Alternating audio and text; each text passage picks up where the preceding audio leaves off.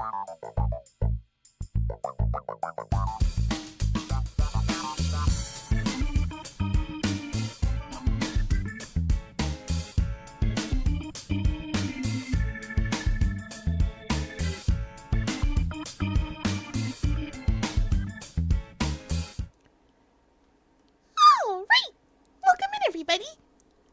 Fiera Luna, and I play games on the internet.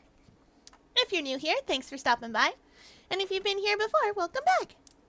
Today we're playing Phoenix Wright. We're in the third game of the trilogy. We finished our prologue case, and we are now dealing with the thief. We're now dealing with the thief. Mask to mask. Who could be anybody. And Godot is telling us about coffee. This man should call himself Godot. You're posting commission stuff. Yes, good work. You can do it, Val. Anyway, welcome in, Val. Hi, Rice. Hi, everybody. We're playing the video game. As we remember, Godot really loves his coffee. I just can't stop pronouncing it Godot, though. That's how I pronounced it in my mind when I was playing the first time. And you all have to listen to me pronounce it wrong, too.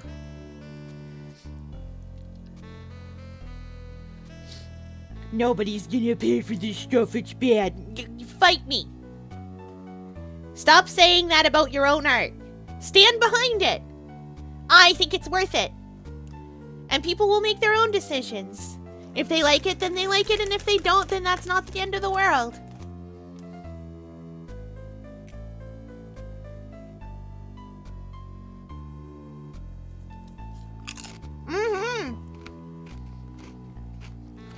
Exactly.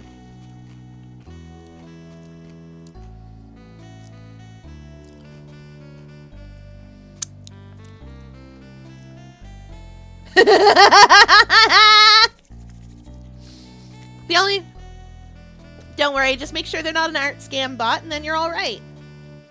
That's why we take payment up front. Anyway, this is Godot, who's talking about coffee. I gave him a voice somewhere in between Edgeworth and Lion Dragon Boy. Blacker than a moonless night, hotter and more bitter than hell itself. That is coffee. I'm sure you can grant me at least this much, Your Honor. Oh, please proceed. Very well. It's only coffee after all. What? You can't be letting him slide this early in the trial? Proceed with your cross-examination, Mr. Wright. Well, Nick, what are you gonna do? As long as they haven't brought up Mr. Delight's identity, all we can do is show that it wasn't Mask to Mask who stole the urn.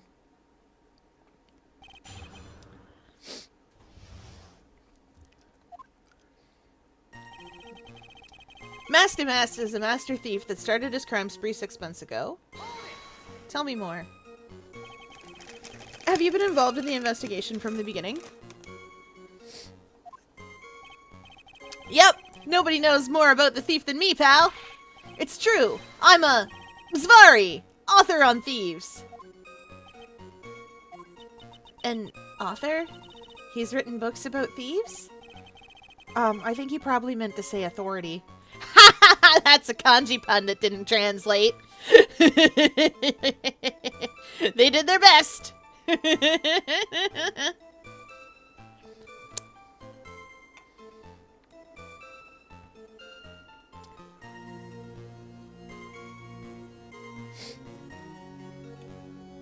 It's okay, you'll be all right.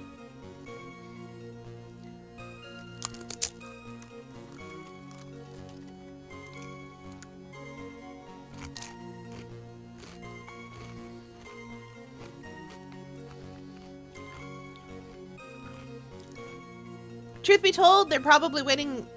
They probably didn't expect a response right away. That's normal. It's for the plush, isn't it?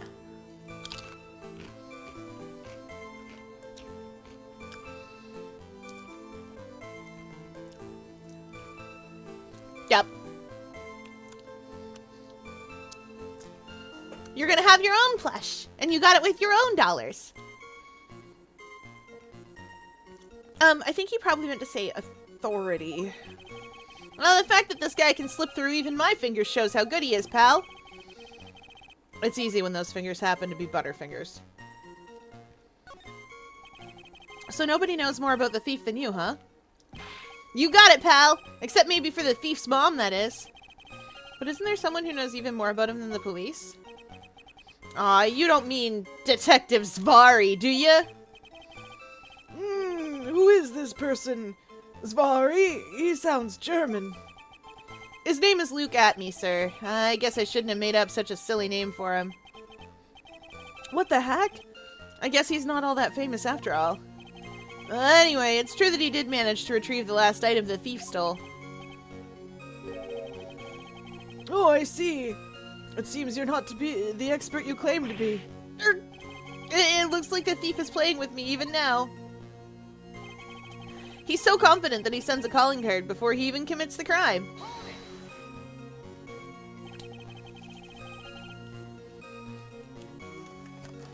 Have you seen all these so-called calling cards? Oh yeah, right, we're in an ad break, aren't we? I'm sorry, folks, I didn't even notice. Some of you are in ad jail. Terrible, terrible ad jail. This is the sacrifice we make to capitalism, and I appreciate your sacrifices.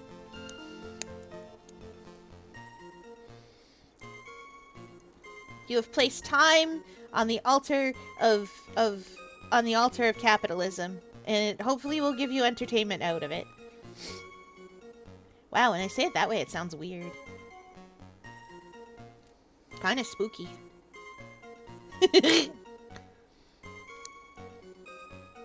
Of their pet? That might be an art bot. Be very careful. Art bots will often come in wanting drawings of their pets. They're art scammers. They don't always... They pay you up front sometimes, and then they demand a refund, and then they refund you through PayPal scams. It's a money laundering thing.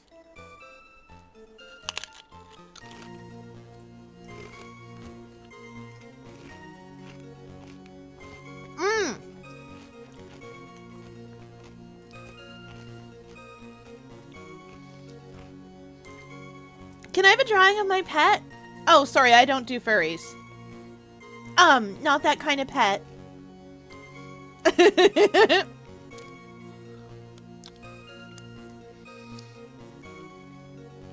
They are. No, I understand. I'm making terrible, terrible jokes. Well, of course I have. Except, hi, Catoid! That's not true, Val. You can draw very well.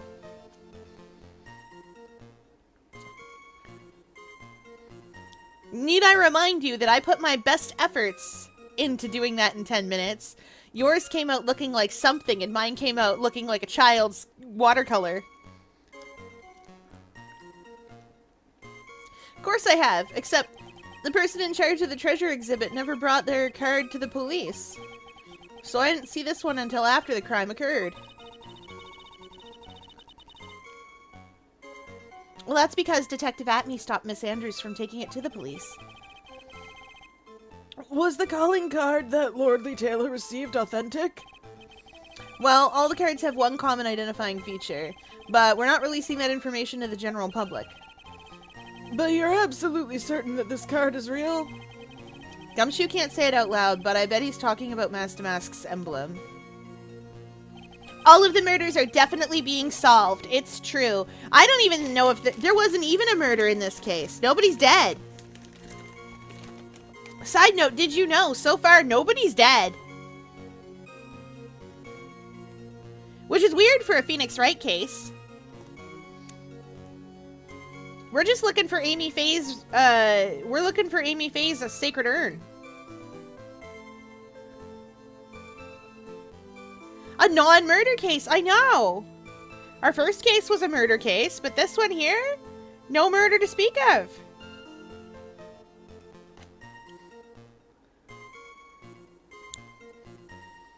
They're always dead somehow. We'll figure it out.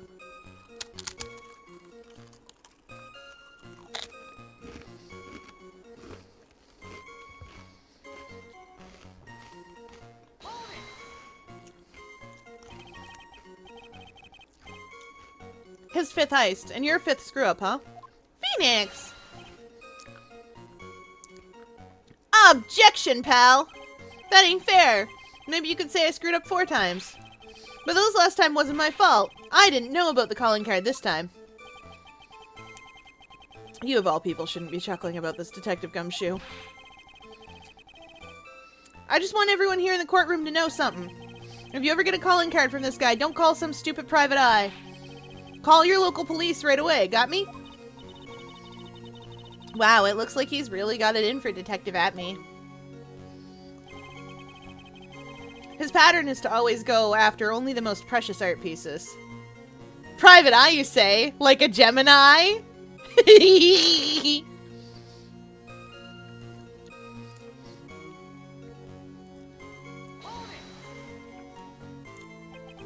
Art pieces? Like what, for example? Well, his first target was the famous Tear of Emanon. What's that? Some kind of especially salty teardrop? No, sir. It's a blue diamond. A single rare diamond. Next was the crown of Bangora. You know, the thing you put on your head. After that was the left hand of Hades, and then the portrait of Megina, sir. I've been reinfected by the Magus virus. I'm so sorry. Okay, now said person is asking for a drawing of their son. Yeah, I'm sure this is an art bot. Oh, no. Yeah. Would it be rude to just not respond? No. If it's an art bot or an art scammer, you can block them. You don't. It's Tumblr. You don't have to respond. Detective Atme retrieved the portrait of Megina and returned it to the museum. And the target of his 5th and last robbery was the sacred urn, right? But isn't it difficult for him to dispose of such famous art pieces? Well, we assume he must have had some underworld connections. Somehow Mr. Delight doesn't look the type. Yeah, he's a little too sunny to be hanging out in the underworld. That's why we're sure it was Master Mask, sir. It fits his MO to a T. There's got to be something here that's not right. What do you mean when you say it fits his MO to a T? Well, I was thinking of asking the same thing myself. I wish you would listen a little more closely, pal. First of all, there's the calling card. We're 100% certain it's authentic. Then there's the fact that he seemed to know all about the security system. And finally, his target was an art piece. These are all part of the thief's modus operandi. And so, since this robbery seems to fit all those conditions... That's right! It means that Master Mask is behind it. Nick, it definitely looks like it was Master Mask who stole the urn. But there's no real evidence either way that Ron Delight is Master Mask. But... Also, the urn hasn't turned up yet, let alone a connection to Mr. Delight himself. So even though we know it was Master Mask that did it, maybe for the time being I should try to show it wasn't Master Mask that did it. Okay.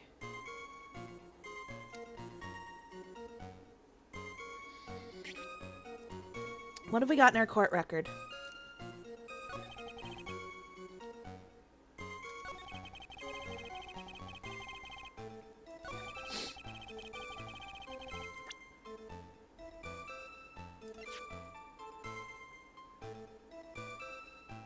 Do you think that because it has no monetary value, it's... Do you think because it has no monetary value, it's not... Do you think this is the contradiction? That the urn isn't actually worth anything? Like, is that what we're going for here?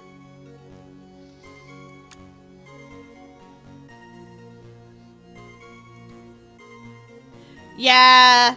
Val, I'm sorry, honey. You got hit by an art bot immediately. But that's normal on Tumblr. Just you wait.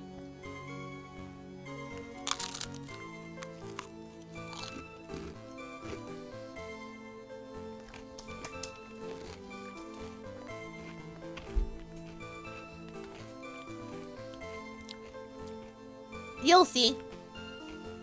I'm gonna try it.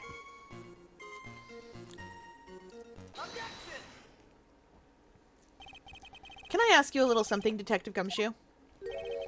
Aw, just hearing the little in that question makes me nervous. You said that he always goes after the most precious art pieces, right? Well, that's right, pal. But there's one problem. That's not what he did in this case.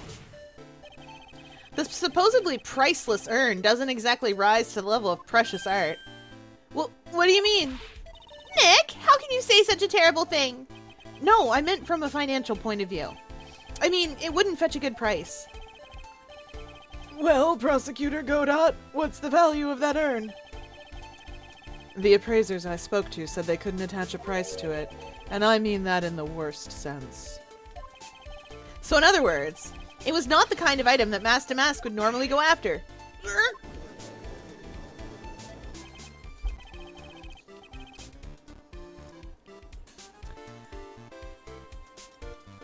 Aw, I'm sorry. Well, you know what the important thing is? You know what the important thing is?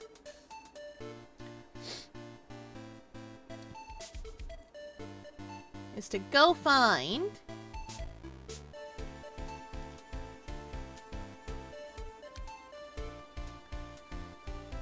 Let's see.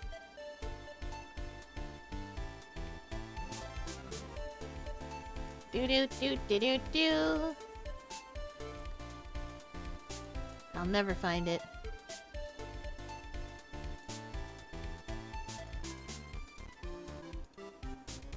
Where are you?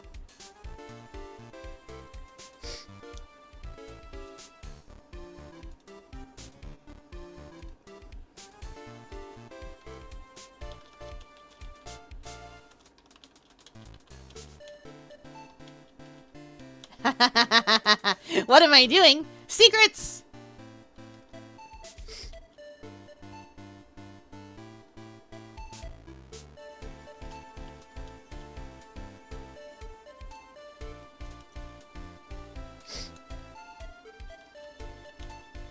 Secrets! Secrets! No one can stop me! Oopsie doodle. Don't I dare what?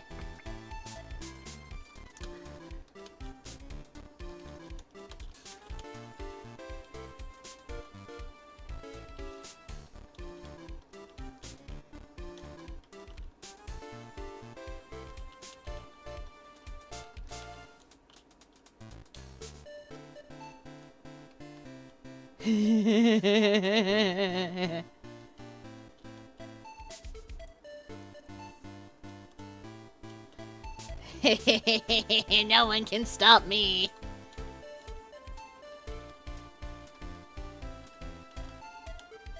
No one can stop me. I did it.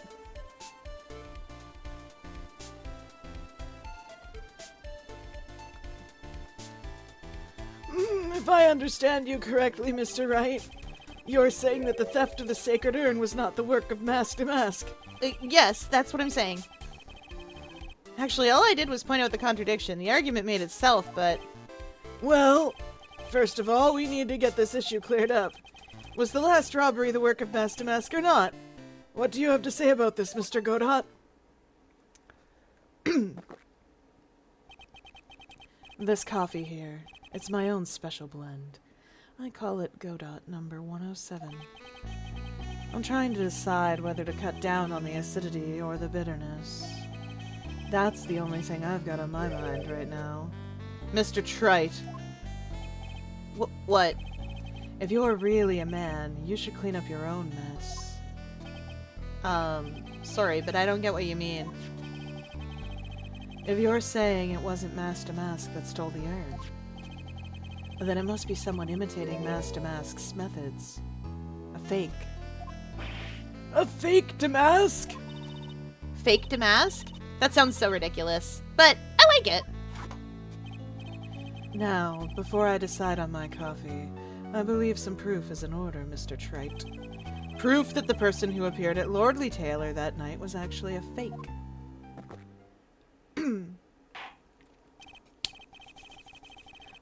Though I don't approve of Mr. Godot's behavior, his point is valid. Mr. Wright, we're waiting. Looks like I'm gonna have to prove it. I need proof that the person at Lordly Taylor that night was in fact fake Damask. Oh boy.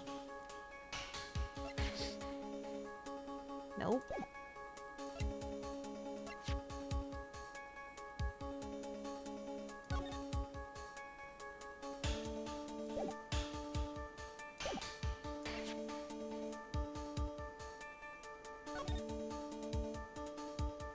He's missing his thing! He's missing his doodly doot. Here, look, look. This is Master Mask's publicity photo, and he's got a doodly doot.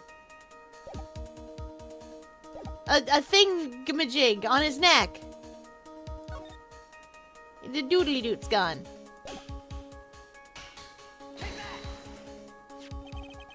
The proof is right here.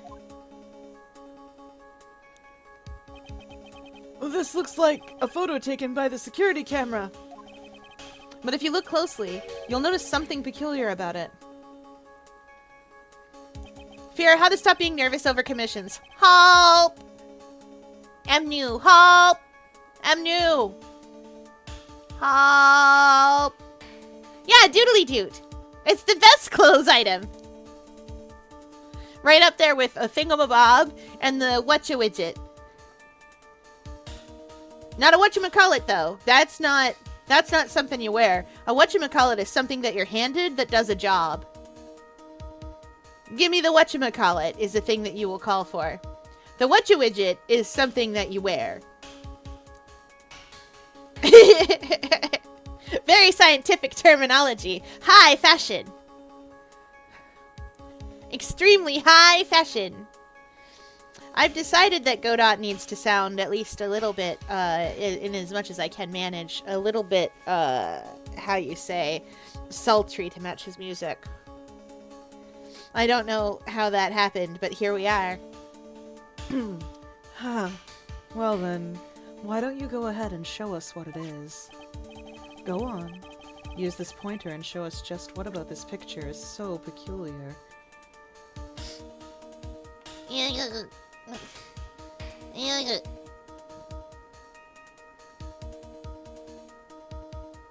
Right.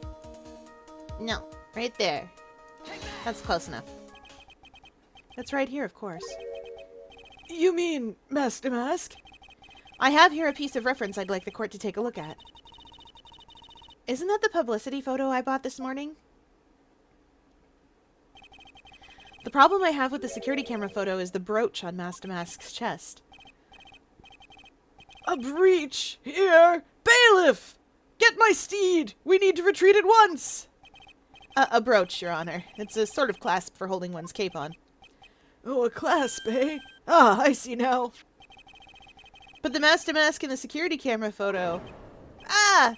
He has no brooch! That brooch is the same as the emblem on Master Mask's calling card and serves as a symbol. But the thief that broke into Lordly Taylor wasn't wearing a brooch. In other words, this Master Mask is a fake! A fake Damask! We did it! We found him, chat! We've located the fake Damask. I can't believe no one's been murdered this case. I'm very impressed. Nobody's dead yet. I feel like someone should be. Like, you know how sometimes something happens so much that you just start nervously looking around being like, are we good? Like, Lion's Arch in Guild Wars 2 was destroyed once for a big event. Ever since, the player base has been looking around being like, are we good? Is it happening again? Boss, is it happening again? And it hasn't yet.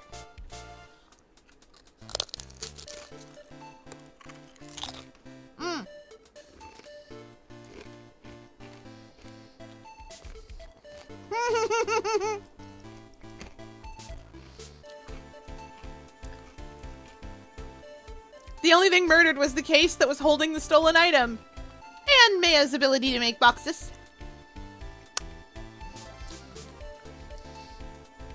Maybe this song is a bop is why I'm paused here so long. I've been fooled again!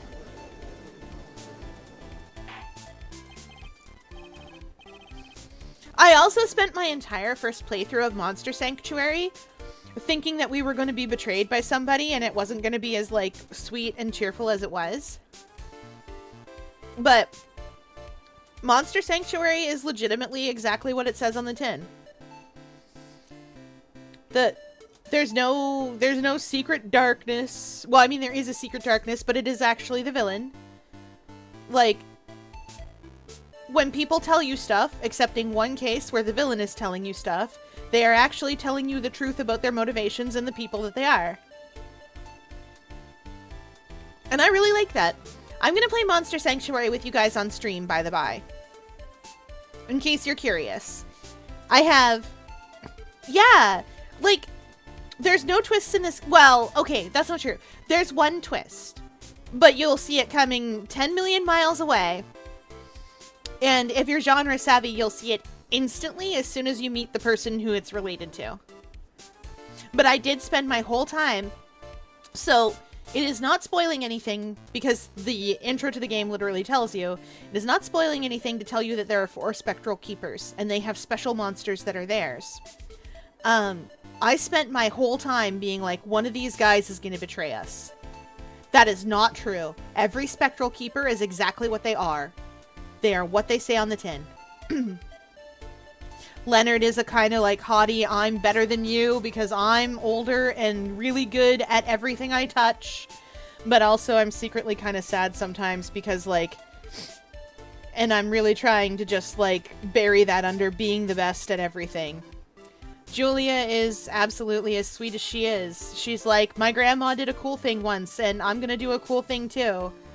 And then she does the same thing her grandma did. But she's generally very sweet and kind. And Will is a nervous little book nerd. I love him. He's got Coke bottle glasses, and I think he should just be constantly going, actually? I'm pushing up his glasses. We are gonna play Monster Sanctuary. Especially because I think it really... The plot of Monster Sanctuary really speaks, I think, to... some stuff. You'll see. You'll understand when we play through and start. The villains of Monster Sanctuary are a group that just kind of wants to tear the sanctuary down. Or at least harness its power for their own. As with anything like that. You'll see. You'll see. We'll play the game and I'll show you guys. It's gonna be great. No, I mean, that's what we're playing on Wednesdays once I'm done with Phoenix Wright. I almost booted it up tonight because I was like, we need to set Phoenix Wright aside for a minute. But we're going to finish Trials and Tribulations. Or what we'll play on Tuesdays when I'm done Case of the Golden Idol. You're right, Professor Layton. This is true facts. Right, okay. So good that someone knows what I'm doing, because I don't. We'll probably replace Case of the Golden Idol on Tuesday then. There's this one person who's like super dedicated to my Monster Sanctuary runs on YouTube, and I love that because like I get really excited when people are so invested.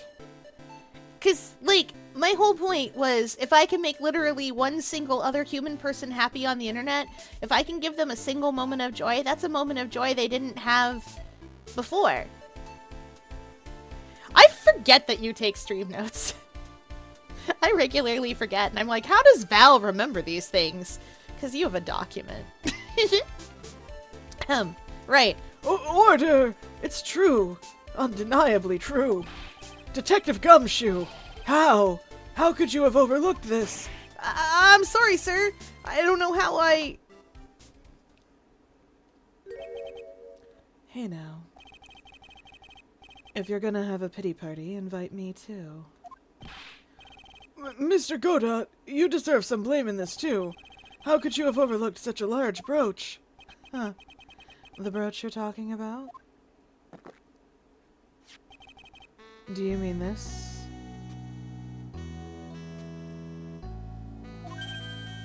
Ah! That's Master Mask's brooch? Where did you find it? Well, I've always had a good nose for evidence. I got it at the crime scene. It was hidden in the shadow of a big female Buddha statue. Buddha statue?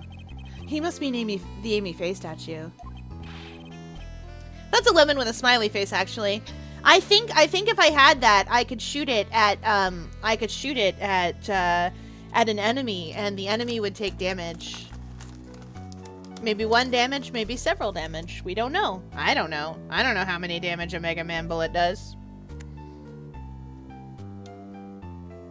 I just go in and Mega the Mans and hope for the best. I'm also changing the name of the stream doc to Stream Archive. Why? Because funny. I'm glad someone knows what I'm doing.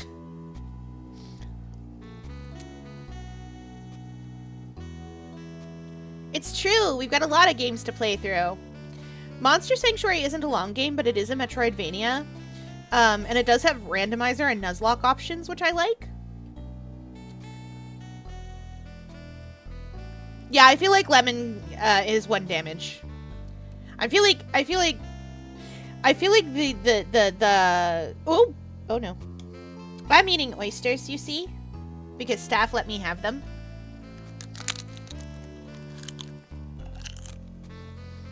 Mm.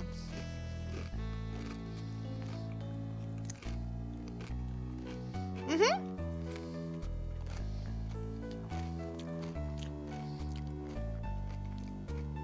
Oh, don't worry. There's a cat with a sword. And a cat with a little orb. And one of those things is going to be named Catoid. For Val, there are multiple cute little guys. I'm still deciding on which one I want to be named after you.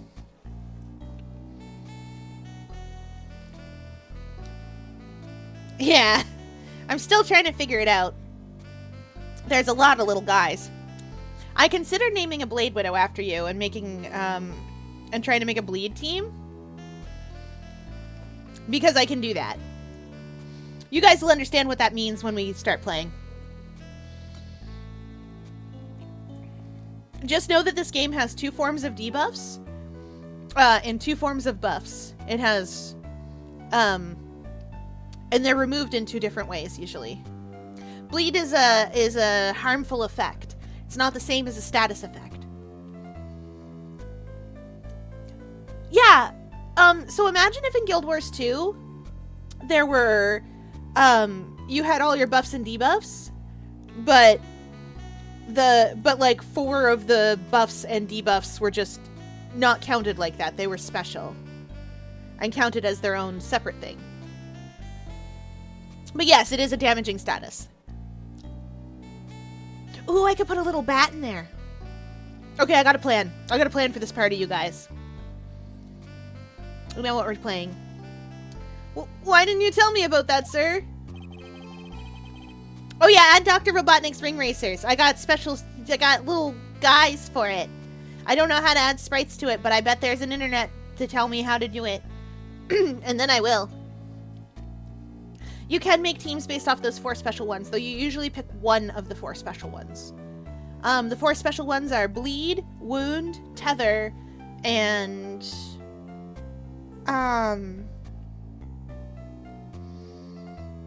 Bleed, Wound, Tether. There's one more, but I forget what it is. Tether makes you move slower and do less damage. Bleed makes you damage. You get hurt. But bleed stacks, because bleeding heals over time, bleed stacks go away. Wound makes you do less damage in a different way. And I forget what the last one is.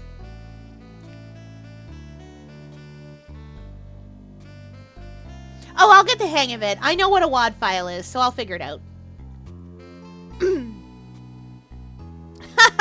Oh, Godot. I always put evidence away in my pocket. After all, it's the safest place for crucial evidence. This guy is one cool customer. It's a little early to be shaken up, isn't it, little lady? That friend of yours left pretty little hickeys on there, too. Hickeys? Figuratively speaking, of course. I'm referring to Ron Delight's fingerprints. What? What? The defendant's fingerprints are on the brooch? Godot, you can't just say that. He can. I even gave him a voice for it. I didn't mean to give him a voice for it. I did that because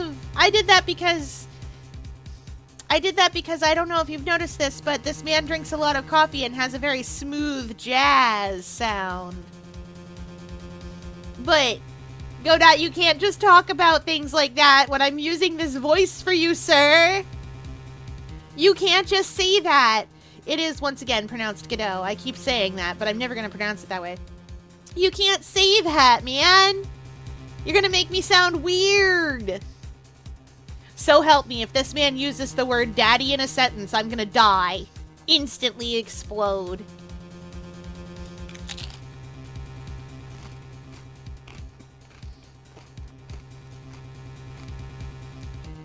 I know, right? Phoenix Wright doesn't care about evidentiary anything. You just do this. You're just like ding, ding, ding, ding, ding, ding. They do not care about the chain of evidence. This would never be admissible in a court of law. You could appeal this case instantly. I mean, the law system's so messed up here. It's for the drama. What? The defendant's fingerprints are on the brooch? Also, I love the idea that all these pockets are just hammer space. Me too. Phoenix shoved a whole ladder in there one time. Order! Order in the court! Mr. Godot, let's see that brooch. I've grown attached to my metallic girlfriend here. Take good care of her. It appears to have been torn off some clothing. Or was it a stepladder? Yes. There's a little bit of cloth on the back. Obviously, there must have been a big struggle that night at the crime scene. Uh-oh. Phoenix, we have a problem.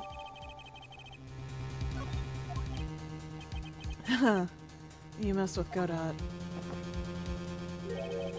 And you get burned. He's been playing me like a violin. Well, Judge, I'm about ready to call my next witness. Huh? You're done with me? But I haven't proved anything yet. You've proven your own incompetence. That's good enough. That doesn't sound good at all. Bailiff, bring the next witness into the courtroom. Finally, time for the ace detective to make his appearance, huh? I know! Godot's so mean, and he's not even mean in like a fun, silly way.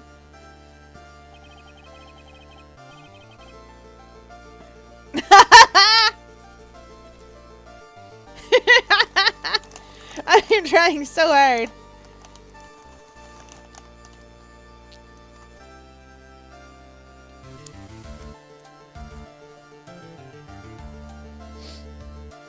I am trying so hard. Listen, some people are into this guy, and I appreciate that for them, but not for me. Oh, that's a whole chili pepper. We don't want to eat that. The oysters are in chili. Chili oil today.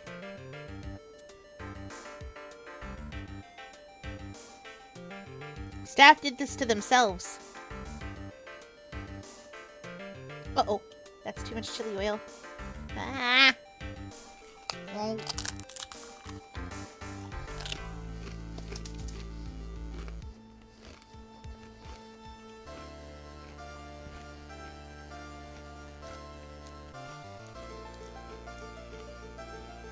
Can I eat the chili pepper? No. Eat the chili pepper? No. Last time I ate a chili pepper, I stuck my radula in it by mistake, like on the inside. And I stuck it straight down the core of the chili pepper because I thought it would be funny. Like, you know how humans put the bugles on their hands and go, ah, which fingers? You guys know what bugles are, right? Anyway, I did that. And then, I did that. Yeah, I love bugles too. Because I can stick my radula straight down the center of them and it's fun. Just go around with them on my radula and be like, and then aquarium staff is like, stop that. Just eat it normally. And then I keep going around going, and they're like, please. And then sometimes I turn it the other way around, take off the tiny little tip, and then talk through it like a megaphone. And then aquarium staff is like, please, stop that. And anyway, it's not really a shell, nor is it a conch shell of any kind. So, taking off the tip of it and talking through it doesn't actually do much. But if I could find the right shell, to amplify my voice just right, and the stars were aligned, then I could sing the song of my people. Probably before they could even do anything about it. Anyway. Right. So I stuck my radula right down the middle of the chili pepper, and I thought I would play with it and be like, but also it was very hot, and the seeds were very hot, and the seeds got stuck in my radula. Because in case you guys are curious or need a reminder, a radula is just a long tongue-like protrusion that's covered in teeth parts. So they got they got stuck, and then the seeds were in there, and then aquarium staff tried to help, but I still had seeds in my tongue for like weeks. And I didn't like that. And it's especially bad because the way that my radula works is you use like a sort of sawing motion to get it to go and to cut food with it and stuff. And so little bits of seed got stuck in there, and I just was tasting nothing but ouch for like a while. And I didn't like that, so I'm not going to do it again. Unless I do it again later. Oh yeah, right, Godot. 1 second is one drip of the coffee pot. Let's hurry it up. Shh! Silence! Now I see! It's all becoming clear. What's clear? Zvari! The truth has once again been elegantly revealed to me. What we have here is a judge and a prosecutor. A coffee maniac at that. Am I correct? I'm biting my thumb at him. But do you bite your thumb at him, sir? Well, I bite my thumb, but do you bite your thumb at him?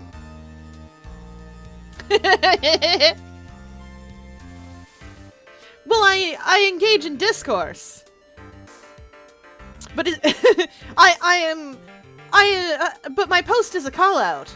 Ah, but you call him out. Is the discourse on our side? Sonic Mega Man crossover. Sonic Cookie Run crossover? That one time I got a whole bunch of Sonic items in Cookie Run for some reason? Fear gets me, I do. Well, yes, that's right. Huh. Not bad. Not bad at all. You're the first person that's ever been able to penetrate my secret veil. Well, Sir Prosecutor, let me introduce myself. My name is Luke Atney, ace detective and rising star illuminating the heavens. Boy, these two make a perfect pair. They'd either be best friends or they'd tear each other's heads off. The Sonic Mega Man crossover was in the Archie comic runs? That's amazing. I've heard that on the night of the crime, you were all alone on security detail. You have heard correctly. My specially made monocle is worth more than 100 Detective Gumshoes. If Detective Gumshoe was worth anything, that is. Rude! My man is cool! Pierre, help! I'm afraid still. I'm so sorry. That's just how it is. You're going to be nervous for a little bit. But then you're going to get your very first commission, and you're going to do it, and it's going to go well, and you're going to be like, wow, that was easy.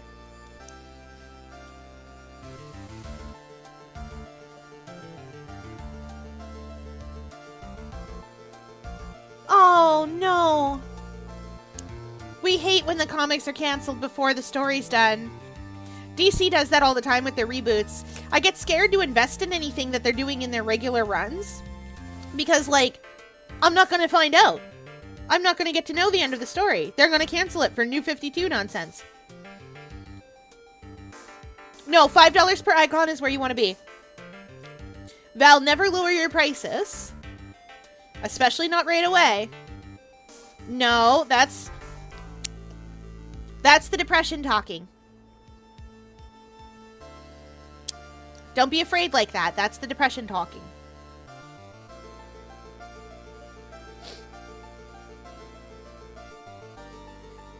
That feeling that you're having right now, oh, my art's not good enough.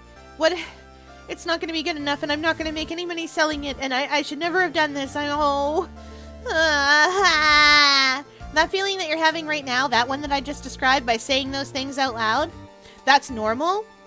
And that's what bad actors will use against you to try to get you to lower your prices when you shouldn't. They will try on purpose to take advantage of that feeling in you.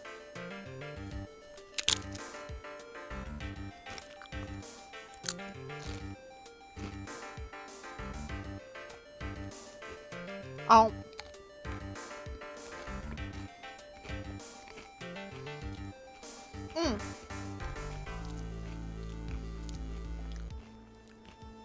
That goes for all of you artists.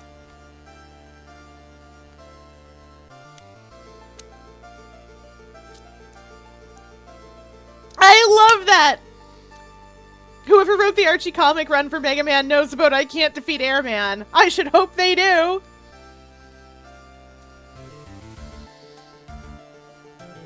I probably also can't defeat Airman, to be honest. Why was this guy all by himself anyway? There must be some reason. I'm sure of it. Oh, there is. Well then, tell us what this special monocle of yours witnessed. I don't think it witnessed anything.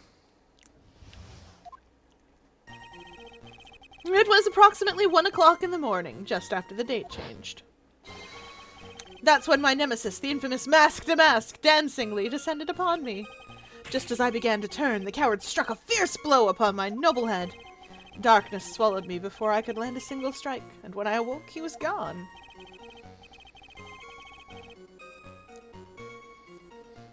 "30 minutes later, I used an emergency phone to notify the police. So you didn't get a clear look at the criminal? My specially made monocle never misses a thing. However, that is limited to things that fall within my own visual range. But of course, that's only natural. I fail to see why the witness seems so proud of his performance that evening.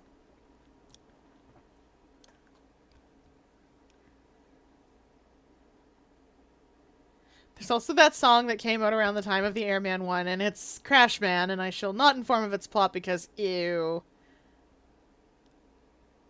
I need to go look it up now for reasons. I also wish to be able to go, ew, with everyone else. So I must partake of this, terrible media. Drop it in the DMs or something. Don't? Okay.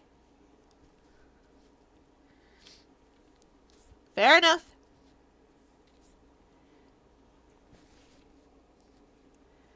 Oh, yes. Yes, it's time for the board to change, isn't it, Val? Good luck. Hopefully it's Babette. I won't put that cursed video on your soul. Oh, okay. I'm going to tell you guys a story about a time. Okay. Because I'm here, because this is why I trust people when they go, no, don't. Okay, so once upon a time, you guys know that I like to watch people explain horror things to me. Because sometimes I get scared. I'm a 4-centimeter tall octopus living in a world full of humans. It's spooky out here. So sometimes I like to watch horror people explain spooky horror things to me. And one of those people is Nick Nocturne, Nightmind. You know the guy. 4-eyed cat. Cool dude. Streams on Twitch. Part of Astroline now, which is a little weird, but fair enough. Anyway, uh, uh, I don't even remember what thing it was. It was an ARG or something he was going through and explaining. And one of the things was like, this started out so promisingly, and then it was just really bad. And then he explained, now look, this is an important part of the ARG, but don't go read it. Don't look it up. It's just awful. Like, even just reading it is gonna cause some of you trouble. I'm not gonna describe it and just explain that it's called the Ritual of Paranoia. And I was like, huh. Followed by a lot more like, don't go. Like, don't look at it. Don't even bother. Look, I'm giving you everything you need to know. And then I was like, well, I can handle a little bit of bad horror. It's not that it's bad horror, it's that it's awful. The Ritual of Paranoia, which is apparently used to call the monster that the ARG is about, is describes how to give yourself an anxiety attack, basically. It's literally just reading it. Literally just reading it made me go from fine to not fine. And I was like, okay, that's very good writing, I guess. But, like, maybe we don't? I should have trusted the funny cat man to tell me that when he told me this is bad. No, you don't. Val, I'm telling you this for your actual safety. No, you don't. No, really, you don't. Like, legitimately, you do not need to know this part. Thank you. Please restrain yourself. I know it sucks, but, like, do you really want to be having... Do you really want to be having a panic attack? Like, because you read a couple of paragraphs of text? I am not normally sensitive to these things. Trust the funny internet stranger who is also at least partially aminal. Trust the funny internet person. In this rare case.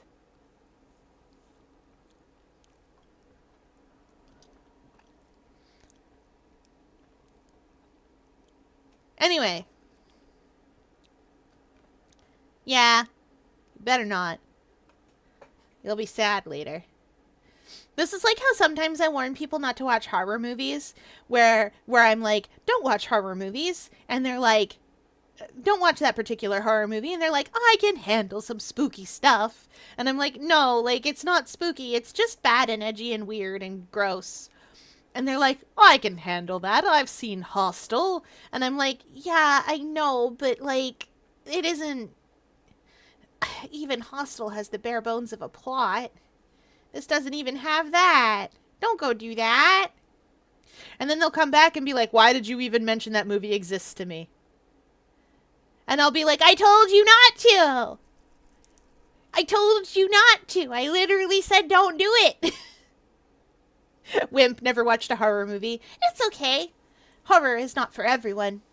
I find that horror tends to resonate better with people who are already in uncomfortable situations and are using that scary, spooky monster movie to feel like they have some vague control. Or to cathartically be anxious in a way that they can control. Or at least that's how I do it. I put on the horror movie and I can pause that thing anytime. Or I go to the horror movie with friends in the theater, and I'm there with my popcorn or my pretzel bites. It's my pretzel bites. I love pretzel bites. My theater has pretzel bites, and I love that for them. I'm there with my pretzel bites and my marinara sauce, and I'm just like, yum, yum, you get 'em. Yum, yum, yum, go at her. Yum, yum, yum. Good job, Slasherman. Yum, yum, yum, yum, yum. Welcome in! Hi, Stale Doral! I got distracted talking about horror. We were at some point playing a video game. Welcome in.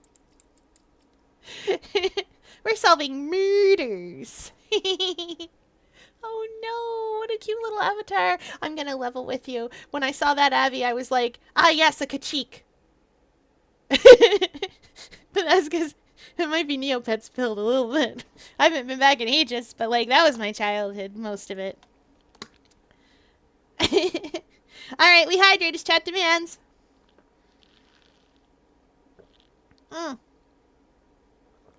cat! We love a cat.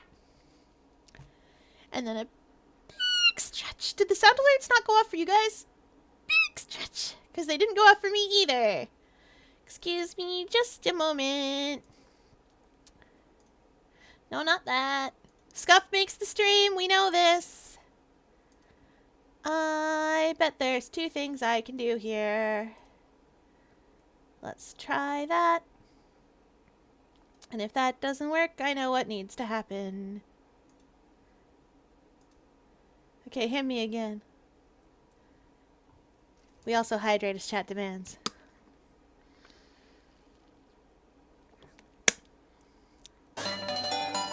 We did it! I'm a wizard! Super wizard! Oh, I done been bugged! Oh. Anyway, welcome in, Staldaro. Hello. Oh yes, I suppose I should tell you all my follows are all anonymous, and so are my YouTube the YouTube channel things that are follows, but like not called that. Those are all anonymous because I believe in lurkers' rights. 'Cause I'm cool like that. But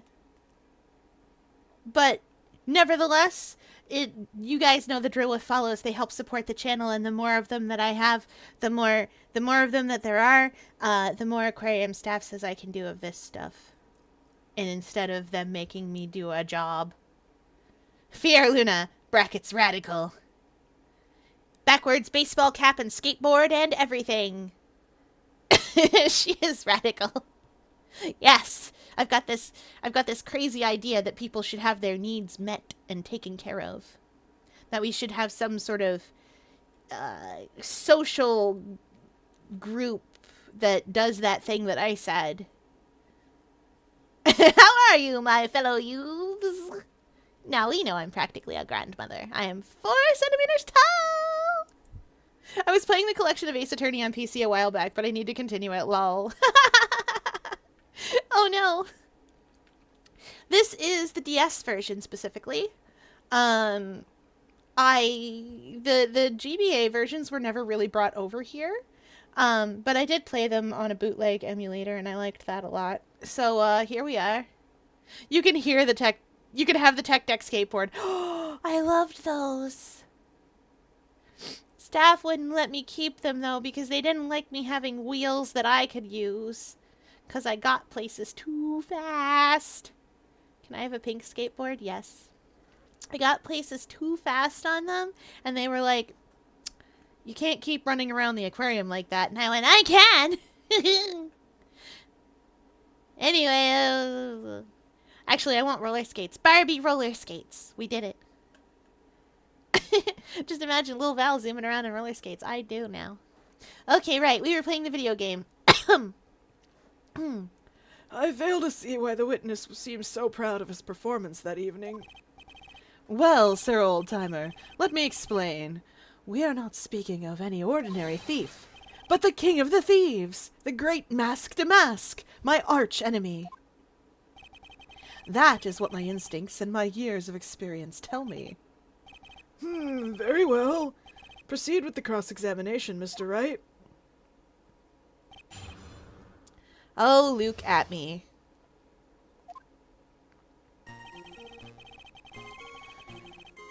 I need to check something. Thief King! Oh yeah, you're right, it is a book. I forgot. On the night of the crime. No. There's a picture here.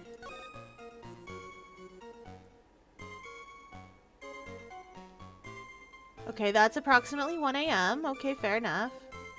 Just after the date changed.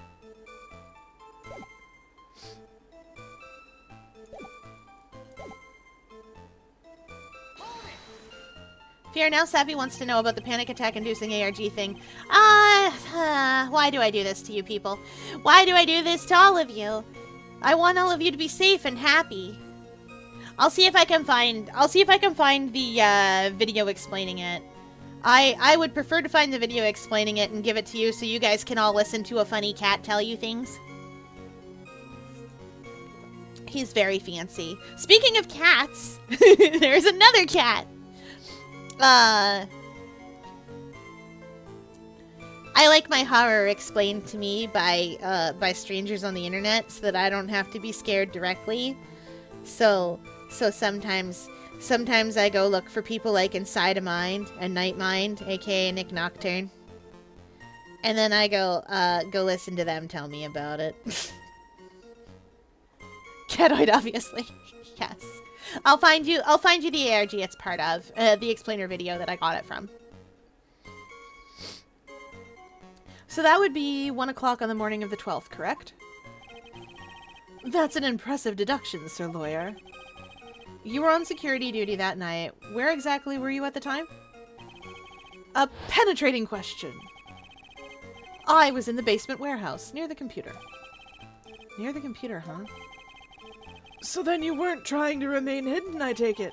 Up to this point, I have tried to remain concealed while waiting for the thief. Yeah, he said the same thing yesterday, too. Gumshoe also said that you never saw him at the scene of the crime. Precisely! That is precisely why I chose not to hide last night. I knew that by not concealing myself, I would be putting pressure on the thief. Looks like the thief was the one applying pressure. On your pigeon he had, that is. Fear Luna, the cryptid. In somewhere Canada, a small octo was seen on the forest floor after escaping an aquarium. Sounds include cute little squeaks and small noises, known to cause toxic positivity in victims. It me. Huh? Fear, can you tell me what it's called again? I'm begging you. Oh, it's called the Ritual of Paranoia, or something like that. I can't remember specifically. It's part of a grander ARG. I highly don't recommend it. It messed me up, and I was like, yeah, and I'm not normally sensitive to those sorts of things. So I highly don't recommend it, but there you go, I guess. You may learn whether or not an octopus is trustworthy on the internet. I should have trusted a funny four-eyed cat man. And then I didn't do that. Very good. You may do the thing. Listen, I highly recommend that y'all don't, but carry on if you want to. I have given you the warning. That is enough for me. What you do with that warning is up to you, I suppose, technically. I get scared sometimes for other people's health and safety. And then I remember that other people... Carry on, yes. And then I remember that other people are their own people, and I should let them make their own mistakes if they're going to after I've given them the warning. But sometimes I want to reach out and be like, no, don't do it. And then I remember that I don't like that kind of overreach in my own life, and I'm like, oh no. I should be allowed to stick a fork in the outlet. Yeah, I know I'm not the monster from Carry On. I'm not big enough to be the monster from Carry On.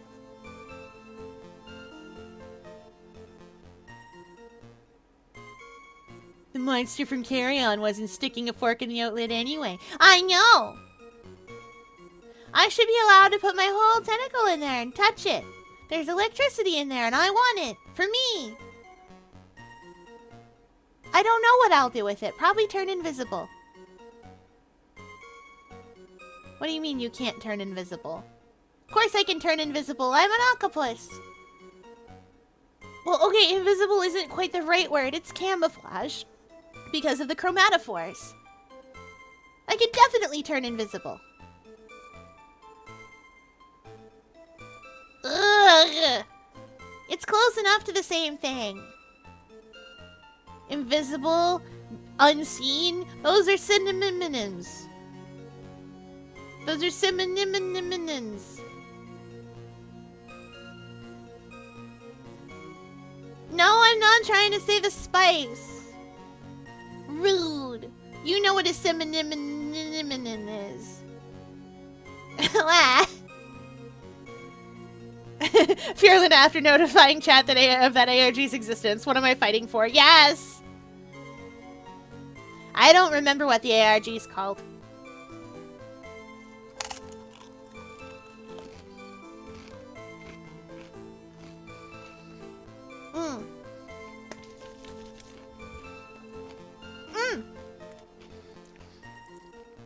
I forgot to do the body break part. We'll do arm circles for it. 1, 2, 3, 4, 5, 6, 7, 8, 9, 10. Maybe. Like I said, I don't know. I really don't remember.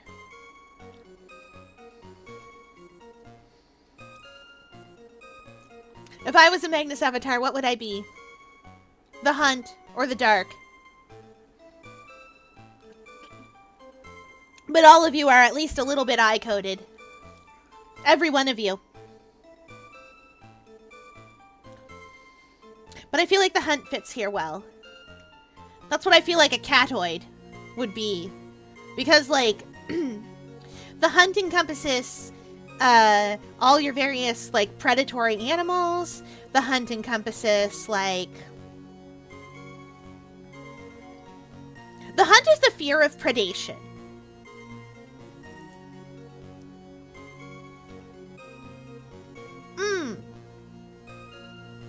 The fear of the thing that stalks you just out of sight in the shadows. That thing. I like that.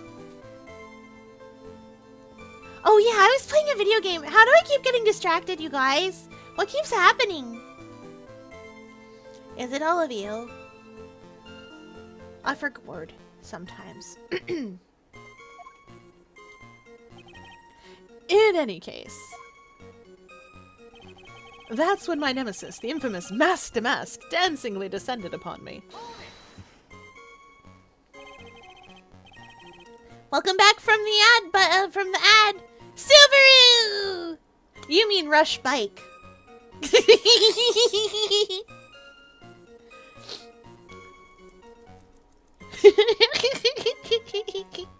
I love, okay, for those of you that might not know, Catoid very kindly made me custom sprites for Mega Man, Make a Good Mega Man level 3, which is a delight so far. I'm having a lot of fun with it. They're very silly levels. The Rush Bike is a Subaru. And I love that for me. I am a knower. I would hope so. Yeah. Val was like, hey, Fiera, what entity would I be an avatar? And Val didn't even get through the question before I was like, I avatar. Subaru. Uwoo. Wait, quick. Somebody has the uwoo emote, don't they? If I had to be an avatar, what would I be? Val, aside me. Ooh, the lonely. That's a good one. I know what I would be. I would like to be an avatar of the Hunt. Probably I would be an avatar of something else, though. I feel like probably I would be an avatar of either the Vast or the Corruption. And I will tell you why the Vast should be obvious. The ocean is big. It's big out there. Did you know? Him's big. The reason that I say the Corruption, even though I am scared of mold and bugs and things like that, they frighten me and I don't like them. And some types of sickness, many types of sickness frighten me and I don't like them. Because humans get such weird sickness. I don't understand. I don't like it. Anyway, I'm frightened of those things because they scare me. But the Corruption also deals with filling the void in your heart, the metaphorical void in your heart, with anything. Anything you can find. Just to feel like there's something there. Taking that empty hole in your life and jamming it full of whatever you can get your hands on. And I like that idea. I think that's interesting in horror. So the Corruption not only deals with, like, sickness and bugs and hives and things like that, but it also deals with, like, cults. I do in fact love the corrupted love and toxicity of the parasitic aspect of the Corruption. Exactly! Exactly. That's what I'm here for. And I will say the thing about the corruption and all of the fears is that they have fuzzy edges, and that makes sense. That makes sense because the fears aren't necessarily singular, unconnected entities. They ebb and flow and move and wiggle around into each other. The spiral gives me gender envy. You're not the only one who that happens to. Don't worry, you're not the only one being like, ah! I think the spiral's neat. I would much prefer to be able to change my shape. Yes, exactly. It's like an ant trying to separate your hand from your stomach. Or your hand from your boot. This comes from in-universe, where there is... This comes from in-universe, where somebody gives a speech that's basically just like, yeah, Smirk was trying to put meaning and understanding into something that is inexplicable. He was trying to give form to something that doesn't really have that, or it does, but we can't see it all at once because it's too big. So imagine if you're an ant in a hill and you see an eye peering in at you, and then you run away and a finger jams itself into the tunnel you're in, and then you run away again and a giant boot comes down on you and you barely escape with your life. Are those all part of the same thing, or are they separate creatures attacking you? It's actually really funny that you say I would be the hunt, because hecking original concept of catoids before lore is the original design. They were kind of the little shadow creatures that dash right before you look and then nothing's there. Oh, I love that! Yes, good! I love that. I think it was Meg 80. I think it was Jürgen Leitner, because like Jerry has a lot of explanations for things, but I don't think that's one of the things he explained. I think Leitner was the one who was like, I'm better than all of you. Dancingly descended? From where exactly? No, don't start the Jürgen Leitner rant. Well, from the entrance, I suppose. Where else? So in actuality, he neither danced nor descended. Please, someone save me. So how is it that you didn't notice the thief? Well, my eyes were looking for the thief's shadow, while my ears listened for his footfalls. But even so, the dastardly criminal managed to sneak up on me. It can only be due to his subtly camouflaged cape and soft-soled shoes. I hereby dub you Ace Dunce. Okay, so something's bothering me. Something's bothering me about this picture. What's bothering me about this picture is that he's already got the box in his hand. He's coming into the storeroom and the box is already in his hand. That's really bugging me, and I don't like that.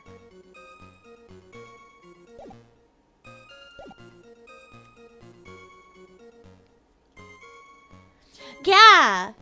I only remember parts of this case. The first two games I played while I was doing finals. And they were comforting for me. So I remember those cases really well. Well enough that chat was like, lol, you've got a guide open. And I was like, no, I just remember them really good. And then I put knife. And then I felt really silly because I put it in the wrong spot. And then I put knife in the right spot. I watched someone play all of the games in order. That's what we're doing. We're on game 3. I don't remember this case very good, but we'll get there. Just as I began to turn, the coward struck a fierce blow on my noble head. Yeah, I'll bet. I'll bet, Craft Singles. You didn't see the criminal's face when that happened? Oh, wrong button. Well, that's the difficult part. How should I put it? I saw his mask. That's all I can recall. That's not very solid as far as testimony goes. However, fortunately, I had my third monocle, the security camera, at the ready. It captured his image perfectly. This should be sufficient, I believe. No, it isn't. Something's wrong here, and I can't put my finger on when to present it. Well, as long as this photo is authentic, I don't see a problem here. I do! Well, Mr. Godot, do you have a problem with the photo?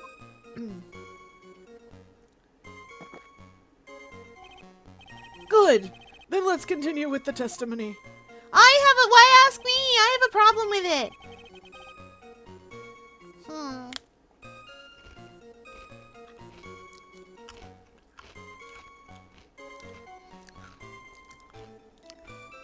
But I'm getting my head ahead of myself. This game does not care about the rules of evidence, but it does care that you build the foundations. So in court, you have to... In court, you have to lay foundations before you can go for the big kill.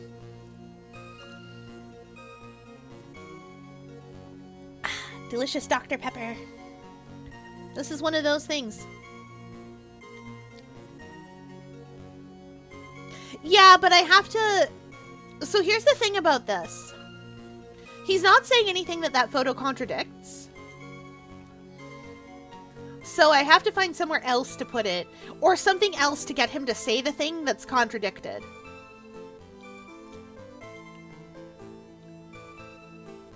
Darkness swallowed me before I could land a single strike. When I awoke, he was gone. Attacked and knocked unconscious, and you weren't able to do a thing? That's certainly some very impressive detective work. Humph! Well, Sir Lawyer, have you ever been suddenly struck on the head? Yes, we have. Last game, we lost our whole memory. Huh? Well, actually, yes, by a fire extinguisher. That was the first case of last game. Oh yeah, would you be up for some yapping? Nah, I gotta go to bed at a real hour. And also make my lunch for tomorrow. I didn't do that. Like a fool. I forgot. In that I got home really late because all of the buses were late. Things that I've been called on this stream alone. A Gravity Falls journal entry. Just a Creature in Amphibia. A Dark, the Hunt Avatar. And many more. Those are all terms of endearment. Val, you have been called many things. Cute, precious, good at art, an eye avatar,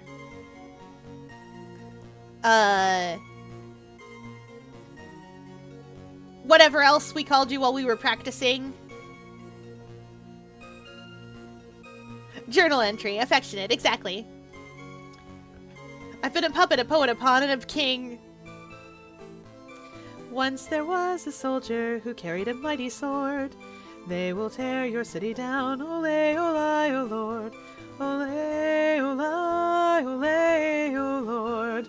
He will tear your city down, ole, ole, o Lord. I got that song stuck in my head again. How did that happen? Once there was a poet whose weapon is his word.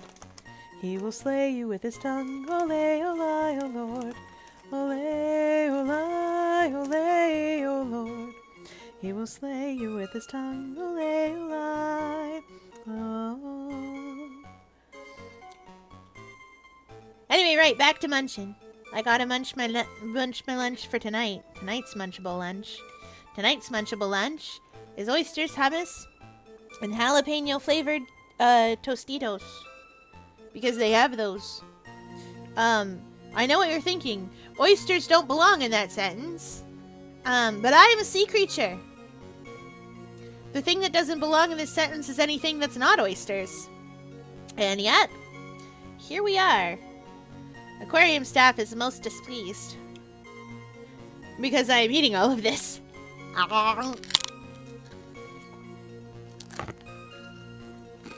Mm-hmm.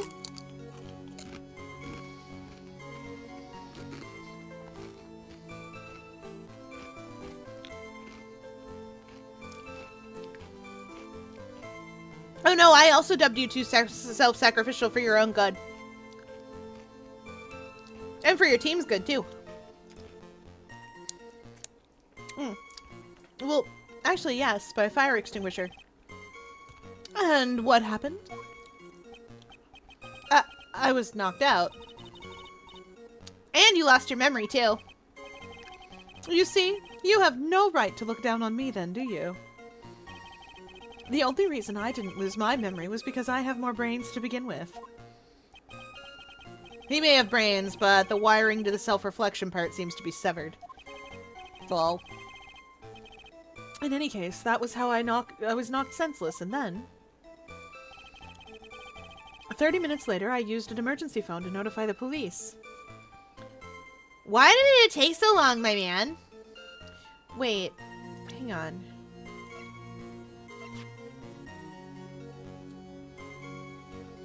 That's Ron's wallet, so Ron couldn't be there.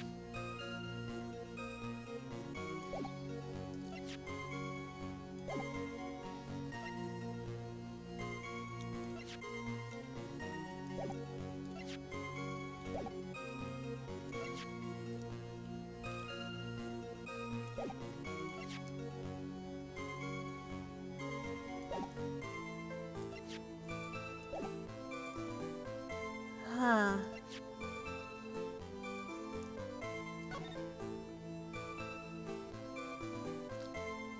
No.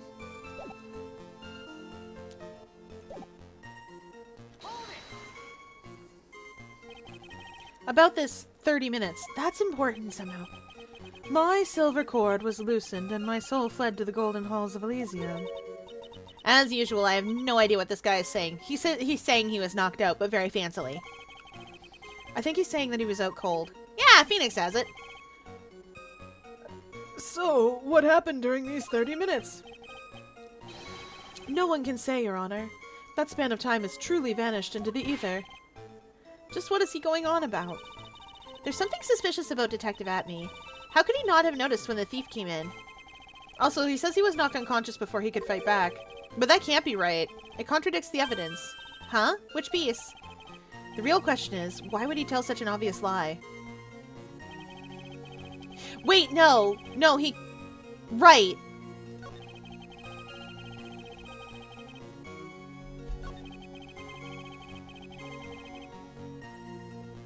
Oh, there's something here. There's something I need. It's not the sword. That's correct. I know Atme is the one who moved the statue. I don't remember why I know that. Do you know what I mean? Like, sometimes I have that vibe where I'm like, no, I know you did this thing, and I just don't know how you did it. I'm sure that he did this thing, and I just can't. I just can't. Come on, I know.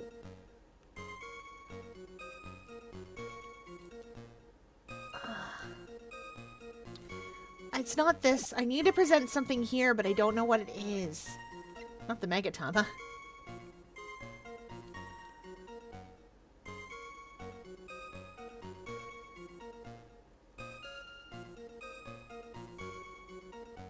It's not the Megatama.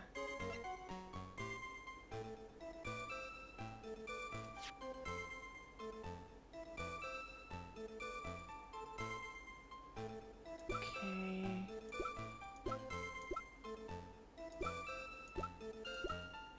Well, okay, we can narrow it down. By the power of narrowing it down. We know what it isn't. It's nothing here. That just strengthens what he said. The room where it happened. This is all KB security stuff. That's a blackmail letter. It's not the photo. Do you think? Wait, hold up. Okay. Torn off some clothing. I thought it would be torn off by, like, something he walked by, but what if Atme tried to tear it off?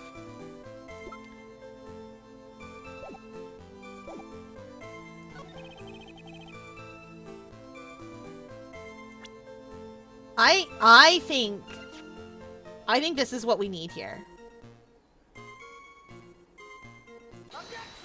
Let's object here. I feel like this is the right spot. Like, I feel like the other one wasn't quite right, but I feel like this one is definitely right. Mr. Atme, could you take a look at this with that special monocle of yours? Aha! This belongs to the criminal mastermind, my arch-nemesis, Mask to Mask. It is, in point of fact, Mask to Mask's brooch. It was found on the floor of the basement warehouse. I wonder how that happened? Ha! Elementary, my dear lawyer. Obviously, it wasn't glued on well enough. Not quite. It clearly shows signs of having been ripped off a piece of clothing. Ripped off?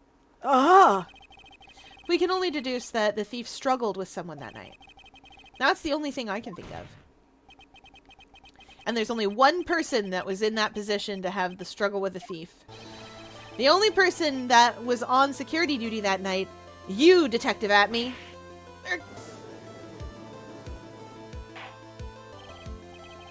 Detective Atme, you must have fought with a thief that night. So why did you lie in your testimony to the court? Witness! Giving false testimony is a serious crime that has never once been prosecuted in my courtroom. It's called perjury, but we don't really believe in it here. No one has ever been charged with it. They've just been allowed to amend their statements willy-nilly. For the drama of it.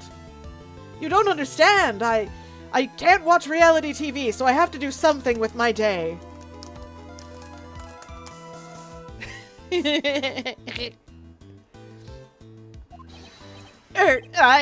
No, wait just a moment, sir, old-timer. Don't talk to me like I'm living in a nursing home. I just remembered, Your Honor. I was just confused because I've been dealing with so many cases lately. The true measure of a man is in the amount of work he does. That's what I always say. Nick, you can only handle one case at a time, isn't that right? You talk too much. Or what about, but the prosecutor said I shouldn't talk about it, as if that isn't straight up collusion. Yes! Oh, Adrian. Miss Prosecutor said I shouldn't say anything.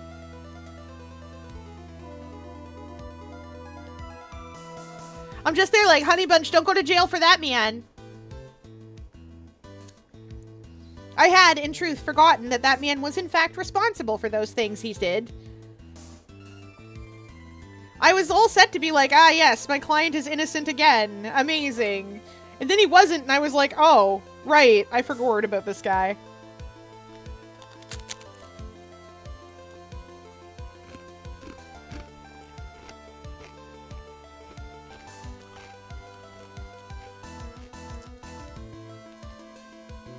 As long as none of those people is me, you're fine. Don't go to jail for me. You'd have to be underwater. Aquarium staff is like, it's not jail. It's jail. We let you leave. No, you don't. Not unattended.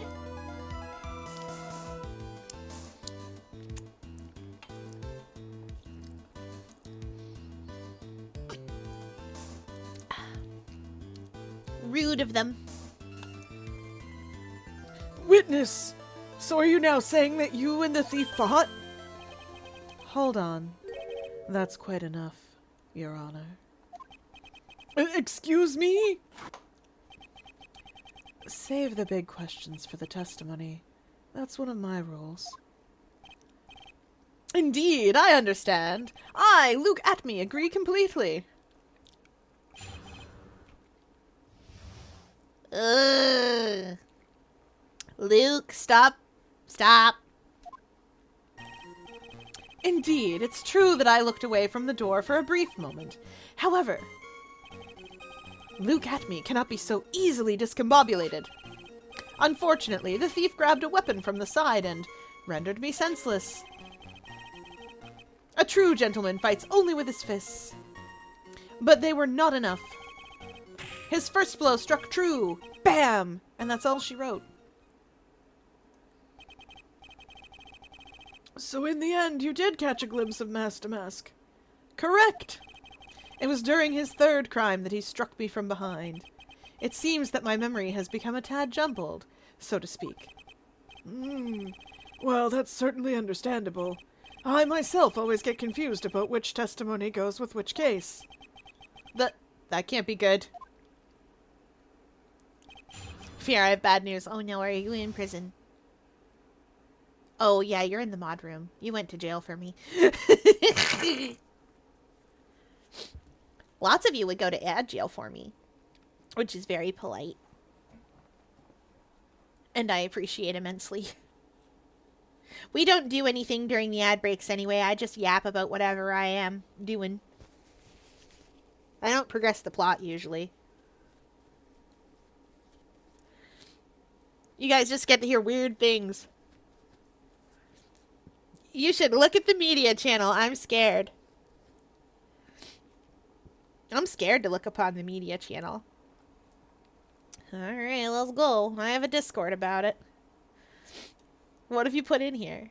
What horrifying thing have you put in here?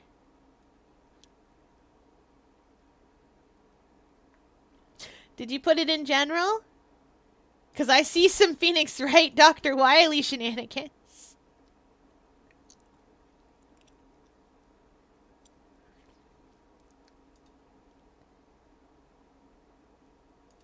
And I love it.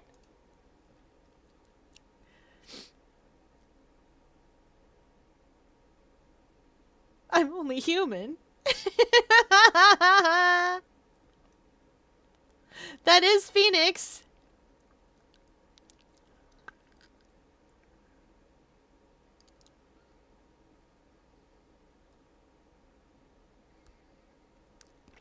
Because it's the right thing to do, chat. I had to stop for a second.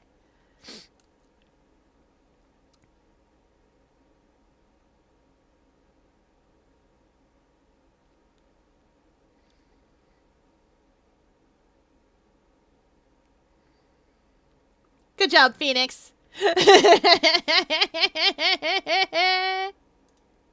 Okay, moving on. That's okay, it's funny. Besides, my channels aren't well-defined anyway, necessarily. I put them there, and I was like, this'll work. I don't care. Okay, at me. There's something in here. I know there's something in his foolish fool's testimony.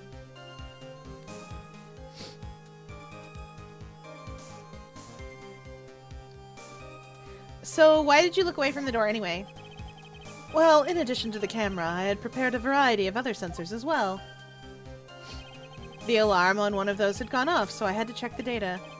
That's why I went to the computer. Elegantly, of course. Now that's Phoenix left. Or left, of course. So you were momentarily vulnerable when you were working on the computer? What should I do? Should I ask more questions? I don't know what I want to ask.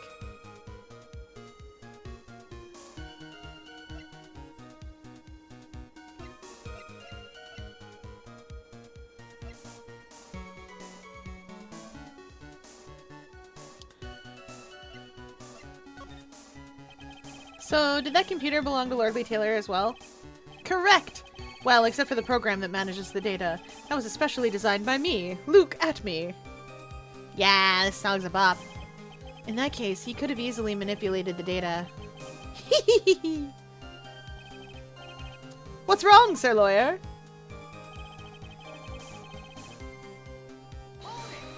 I didn't mean to press hold it there. I wanted to go back. Ah, my L's and R's. What does that mean, discombobulated? Phoenix, you know what discombobulated means. Young people these days. They really irritate me. They allow perfectly good old words to die until everyone forgets what they mean. Sorry, but what exactly does it mean anyway? Well, now I've forgotten. What was I saying? Jeez, it's better than old people who forget what they were saying 5 seconds ago. Well, it looks like we've cleared that up. You can go on with your testimony. Unfortunately, the thief grabbed a weapon from the side and rendered me senseless. Yeah, we know you fight only with your fists.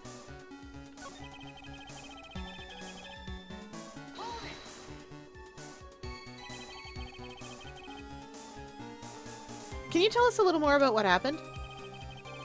My opponent was both powerful and vicious. You might say he was powericious. Powericious sounds like something that belongs in, like a Pussycat Dolls song. Just you. Hopefully. It's running fine as far as I can see. But, like, it does. Because, like, Okay, for those of you that don't know who the Pussycat Dolls were, they were kind of like, they were a band kind of trying to, like, okay, so Destiny's Child was a huge thing.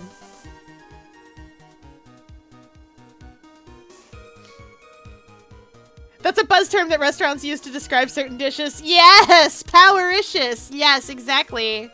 I feel like if it was in a restaurant, it would be in one of those places that serves, like, the smoothies. They'd call, like, this is our smoothie shake. It's enhanced with protein and caffeine, so it's powericious. It'd be one of those kind of places, you know? We have a place like that here. It's called Booster Juice. But they cater to the university students primarily. So they try and, like, they have some things that are definitely catering to, like, the jock crowd. That are like the Cheesecake Factory. Yes. We don't have Cheesecake Factories here. But I know what you mean. I've seen them on American TV.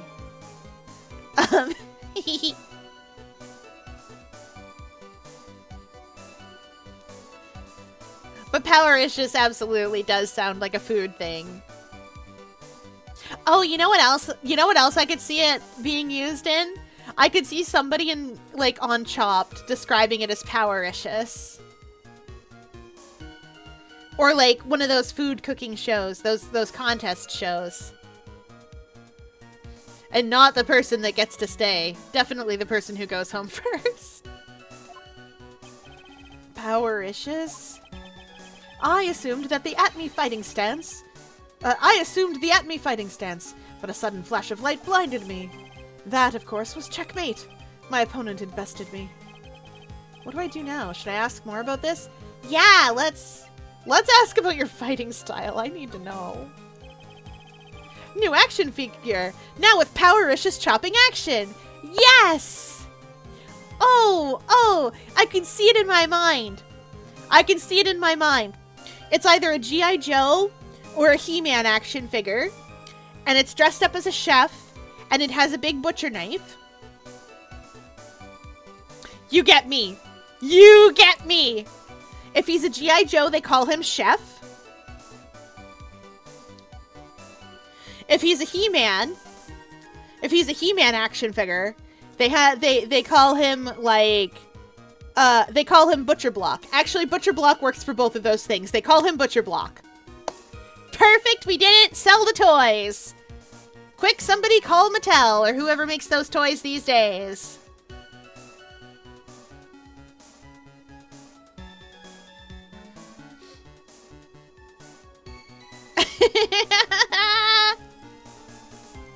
I'm so good at this. Wait, is Butcher Block a real G.I. Joe? Hasbro? Of course it's Hasbro. Hasbro makes everything these days. Gosh darn it, Hasbro. Actually, they probably did make G.I. Joe in the beginning, too, because they're also the ones who made the My Little Pony toys, and they're also the ones who made the Transformers, so it's probably Hasbro. But I need to know if Butcher Block is a real G.I. Joe now. I feel like I'm just retreading old ground. But, like, let's be real here. There's a G.I. Joe called Snow Job. So, like... Can't find anything. Great! Get him! Quick, toy company, get on this. You too could have the funniest possible action hero.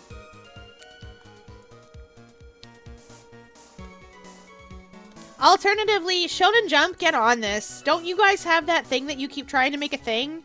That, like, shonen cooking manga that you keep trying to make a thing? That doesn't ever become a thing? Tarako or whatever?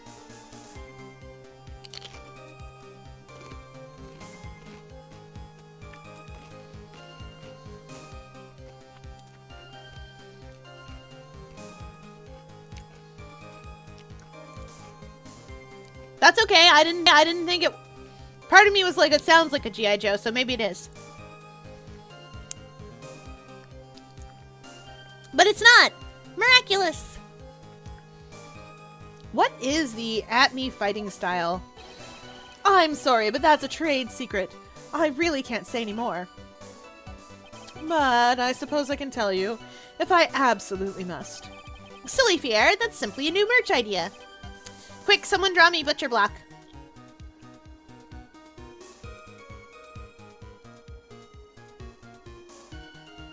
I have a picture in my mind. I have 2 pictures in my mind. Would but can't. Reasons. I have 2 pictures in my mind. Picture number 1, completely inaccurate, and not what I think they would do in the first place, is, oh no, sorry. Picture number 1, and completely accurate to what they would do, is a big muscle man dressed in chef's gear, and he has an apron and a funny little hat, and a really big butcher knife. And he does the karate chop action with the butcher knife in his hand. His accessories are like a ketchup bottle. But like, it's just a grenade painted a funny color. But it's supposed to be a ketchup bottle. Or like one of those lemon juice squeezer bottles. They just paint grenades different colors for him. And that's how they make the toy. But the second thing, I know, that literally sounds like a real toy, right? I'm great. I need to do a kit bash. Anyway, figure number 2 that they would never make because they would never use the mold ever again is literally just les poissons, hee hee hee, ho ho ho. With a cleaver I hack them in 2. I pull out what's inside and I serve it up fried, 'cause I loves little fishes, don't you? There's something for tempting the palate, prepared in the classic technique. First, again,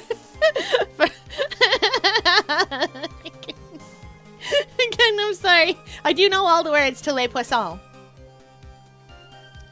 But that's legitimately, that's the other thing I think of. I need to do some kit bashing now, though. Yes, Val, a little bag and a wand. Exactly. The little bag is heart-shaped. The wand also probably ends in a heart, but it's got star motifs all over it, too.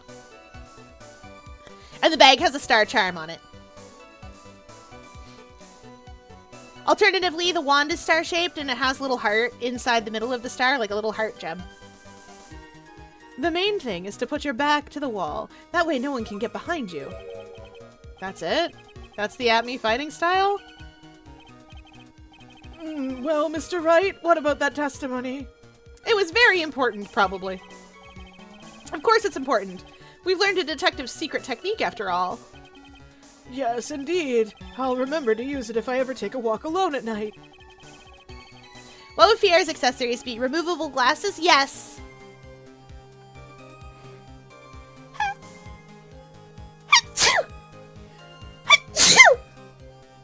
And my favorite shell.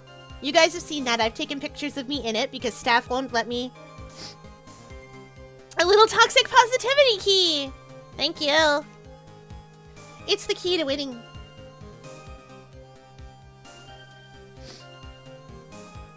You know what my other accessory would be? My other accessory would be Edmund. You don't see a lot of Edmund. You guys have seen him before, though. He's the little rainbow. Yeah, one of my sun-loving cousins. Aquarium staff thinks he should talk. They think he can talk, but he just doesn't, for some reason. He is an octopus. I don't know what they want here. I am also an octopus, but it takes a lot of work to learn to talk. Anyway, all he does is eat some of my food sometimes and take attention away from me. But I like both of those things to be mine, food and attention. Impolite. Anyway, he does other things though, I suppose. One time he opened the button jar. I was trapped in the button jar. Again. For crimes. I was going to say for crimes that I didn't commit, but I definitely did do all those things, and I will do them again. Staff won't catch me this time. That's the plan. Why the heck is he eyeballing me like that? It's creeping me out. Now then, witness. We'll go ahead and add that secret information to the official testimony. There's something I can object to here. There's definitely something I can object to here.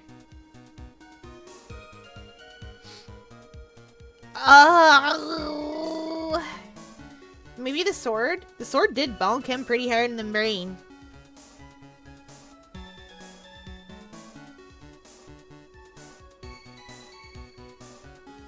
I feel like the sword bonked him pretty hard. Okay, I got a plan, and it's presenting the sword. Like, right here, we're just gonna put the sword. Yeah, it says, with a blow to the back of the head. Val, sorry for the typo.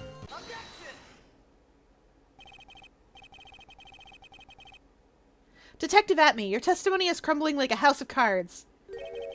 What fun this is, Sir Lawyer! It is truly a pleasure to cross swords with you. Sorry for not knowing. You're allowed to not know stuff. It's okay. I don't know stuff all the time. Like how long a year is. You guys tried to explain and I still don't quite get it. It seems so short if that's true. That's not very long at all. How could an octopus only live for a year if that's how long a year is? That would be terrible. Because I am an octopus. For not knowing what Catoid's accessories would be. Oh, easy. Portal stabilizer.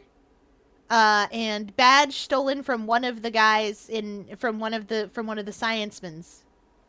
That definitely they weren't just dangling to play with the cat. If I were a cat and they dangled things in front of me to play with me, I would pretend to play with them until all of a sudden, blah, it's mine! And then I don't let go. Also like a pound puppy, several other little catoids. Where would they be stored? I don't know. But like a pound puppy. Shiny objects, yes! If there was an accessory of me, I would want a crown. Staff wouldn't want me to have it, but I would want to have it. It could be for me. What do you mean I am not having a crown? Well, fine. Maybe I don't want one. Maybe I don't think you'll ever get me one.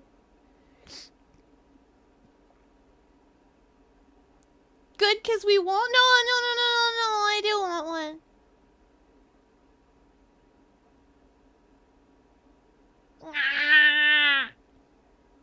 Staff won't get me a crown. Rude. And now, once again, you have thrown down the gauntlet at my armored feet. I believe this is what you said yesterday. No, the coward must have wormed his way in through somewhere besides the door. Then my arch nemesis struck me on the head from behind with this gruesome item here. From behind, huh? But just now you testified that he struck you on the forehead. I hardly think you could forget where you were hit on the head. You can have this coral crown I found, Fier. Then you can be the Queen of Bones. You're right. Down, drown, King of Bones in your coral crown.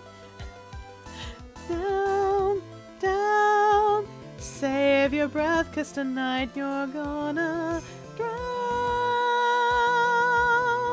Etc. That one. I like that song. It was determined that I am a warlock twice over. I like that. Warlock is a good fun job that definitely doesn't cause any controversy whatsoever in Dungeons and Dragons. And certainly no one has ever gone, that is the worst job. Why are you taking that job? That's terrible. Druid in AD&D was better than this. They've certainly never said that. They've also definitely never said, Fier, are you taking that for Eldritch Blast? The answer is yes, but that's not what you tell the DM. The answer is also not, no, I just want you to have to roleplay my patron. That's not the answer either. They don't like that. But at least I'm not playing a charisma caster for the umpteenth bajillionth time. I like to play sorcerer. I also like to play paladin, a charisma caster. But paladins are a charisma caster that casts swords. I'm a cat of chaos, but also contracted to a divine patron, so I guess I'm a warlock and a cleric? Yes. I would become a cleric first and then cross-class into warlock for Eldritch Blast, because that's how I am. I'm actually playing a Pathfinder 2 campaign, and in Pathfinder 2, I am playing a frog. Right. He's an awakened animal. His name is Nero. He is a frog. He is an amnesiac frog. He has a golden ball. And he has a book of fairy tales. And more accurately, a copy of The Frog Prince. So as far as he's concerned, this is a reminder to him about him being a human prince that is only cursed to be a frog for a little while. So he is looking for a princess or a prince, he is not picky. Someone of royalty to give him a smooch so that he can turn back into a prince and potentially marry that person. Maybe, depends on what they're like. He is a high dex character because he is tiny. He is a high dex character, and he is a gunslinger that we have reflavored as he just throws the ball at people really hard. Because he's a frog, he just like leans back and just uses his back legs to boot the ball at them. His reload action is reflavored as he sticks out his tongue and gets the ball back. He just bleps it. Blen. And then it comes back. If the quote-unquote gun jams, then it's just that the ball stuck to him. Or like, kind of like, awkwardly, it doesn't launch for whatever reason. Or like he falls over with it on top of him. And I love this for him. Nero's great. Funny thing about him being tiny is that he is 2 size classes below medium, which means that any medium creature is something he can ride. And 2 people in our party are medium-sized. So not only can he share a square with them, but he can also, like, ride on them. And, other fun fact, because they're medium, he has concealment behind them. Or rather, he benefits from cover, which is the way that works in Pathfinder. So he can roll stealth if he's in somebody else's square. Which I love for him. Especially because his gunslinger way is just rogue sneak attack dice. If he's stealthed, he does sneak attack damage to you, and he really needs that sneak attack damage because he's tiny. Like, literally, that is his size class. He is a frog. And I love this for him. I'm so happy. I could make a full-size Nero out of yarn. And, like, it would be fine. He doesn't have a lot in the way of melee attacks. He doesn't have any. Well, technically he has a, like, basic melee attack, but he doesn't. Because his melee attacks are hilarious. Phoenix when he's at a wedding. Objection! I have a character that's 1 part gold dragon and 1 part copper dragon. I love that for them. At least they're both metal dragons. That's important. I hardly think you could forget where you were hit on the head. It seems I've made another mistake. Detective Atney, that's not the only strange part of your testimony. What do you mean by that? For example, the very fact that you hid the calling card from the police itself is strange. It's almost as if you were afraid that they were going to help with security. Geniuses such as myself have always been misunderstood. How sad. That's wrong. I was right to give Godot the voice I gave Godot. But he's still a Dragonborn because they had recessive genes. Oh, I played a Dragonborn Paladin in 4th. That was a lot of fun. We had, I was large. I love being large-sized. Or, I just like Godot's objection. I don't know why. That's fair. We're going to hear a lot of it. I also don't necessarily... It sounds like the voice actor voiced it and then they pitched it down. Do you know what I mean? To err is human, you say? That's close to a Will Wood title. Oh, no. Guys, I understand Will Wood as from the one song that I have heard of his. I understand Will Wood as what would happen if you let a depressed theater kid on Spotify and gave him enough money to have production values. All right, rehydrate his chat demands.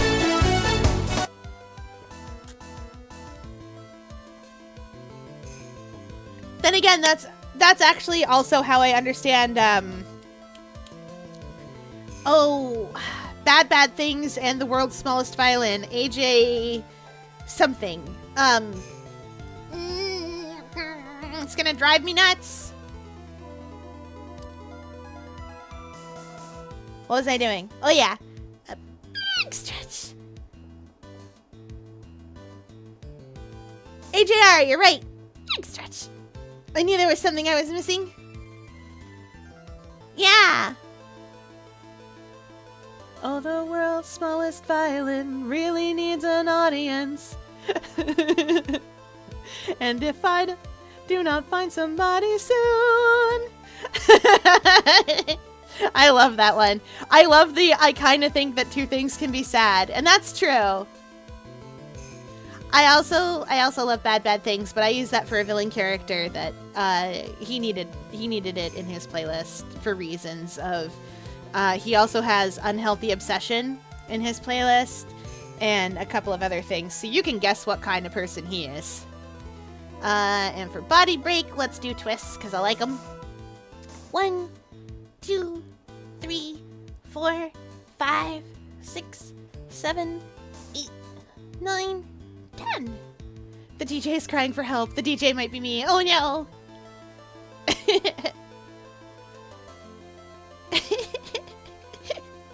I don't know why, but I'm suddenly in a giggly fun mood. I mean, I was in a fun mood already, but now I'm especially giggly. Giggly. Okay. Right, Godot's voice.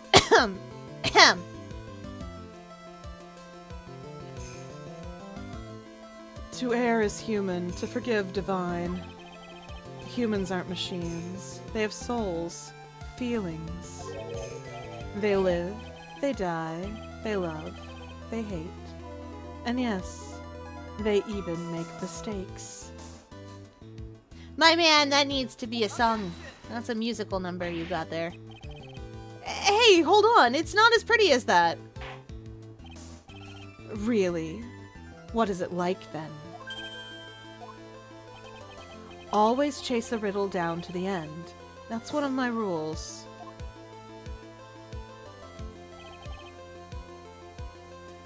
It's my presence and sharp wit. I make all internet people giggly with my charm. Good! I would giggle if I had a bucket full of jelly. Or a jelly bucket, like a bucket made of jelly. I'm not sure which it would, yes. Why is this coffee black and not like coffee black, but like squidding black? Well, Godot himself told us that he prefers his coffee, how did he say? Black and bitter, like the depths of hell. I'm a jellyfish that lives in a bucket. Amazing! I love that. A bucket full of jellyfish. I never even occurred to me. Of one jellyfish. It's Mark level coffee. Yes. Val and also chat, I guess. I don't know why you'd care because you don't know this OC very well because I don't let you read the thing he's in. But yes, it is Mark level coffee. Mark will sometimes brew his coffee twice. He will brew it once, throw out the spent grounds, put new ones in, and then brew it again. Through that. That's a real thing that you can really do. We love OCs. I know, right? You literally are going to put me in the book. That's true. More accurately, there is a second or third book after those two are married, which is just they go to the capital. It's really funny. I promise it's really funny. They go on a little adventure and go to the capital. And the climax is both of them being offered a thing that the Postmaster General thinks that they want. And neither of them actually wanting it because Avery Edmonds is not a smart man. He thinks everyone is politicking all of the time. And they aren't, and he doesn't get it. Yes, you are still in the series. You still exist in the world. And I'm probably going to be the most insufferable character. Val Avery Edmonds is in this book. And he's not even the most insufferable person. Just because you can doesn't mean you should. Brew it through Mountain Dew instead. Yeah, let's go. Oh, he would... So here's the thing about Mark. He would hate Mountain Dew. He would love the caffeine content, but hate the drink. Mountain Dew and energy drinks are something that he would hand off to Callahan, which is his husband, eventually. He would hand them off to Callahan, and Callahan would just be like, yes! Perfect! I hate the taste of coffee, but I need the caffeine to live. He would be thrilled, because it tastes sweet and, like, interesting and sugary and fun. Like, this is a man who does not like the taste of coffee, who if you gave him, like, he'll drink coffee straight black and just drink the whole cup down. Callahan is such a husband name. Yes, I know, right? Okay, so chat, you're gonna get a crash course in my OCs because why not? So, it is the far-flung future. It's 2173. You got Mark Hart. He's postmaster. This all takes place in a nuclear apocalypse situation, except it's been a couple hundred years since the world was ruined, so society's had time to come back from the dead. So you've got Mark. He's postmaster in this one weird little town in the middle of nowhere, on the East Coast, because that's where I live. And he doesn't like that. He became a deliverer because he wanted to travel all of the codes. He wanted to do fun, exciting, adventurous things. Oh, I love these kinds of stories, like Fallout. Yes, you get it. This has more of a New Vegas flavor to it than, this has more of a New Vegas flavor to it, or if the NCR wasn't terrible. Imagine if the NCR was, like, cool and not the worst.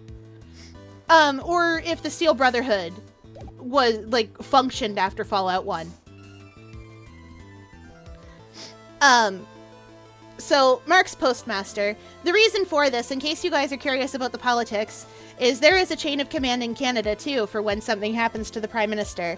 And something happened to the Prime Minister. And eventually, because no one remembers that the postmaster is a job... And so the Postmaster General,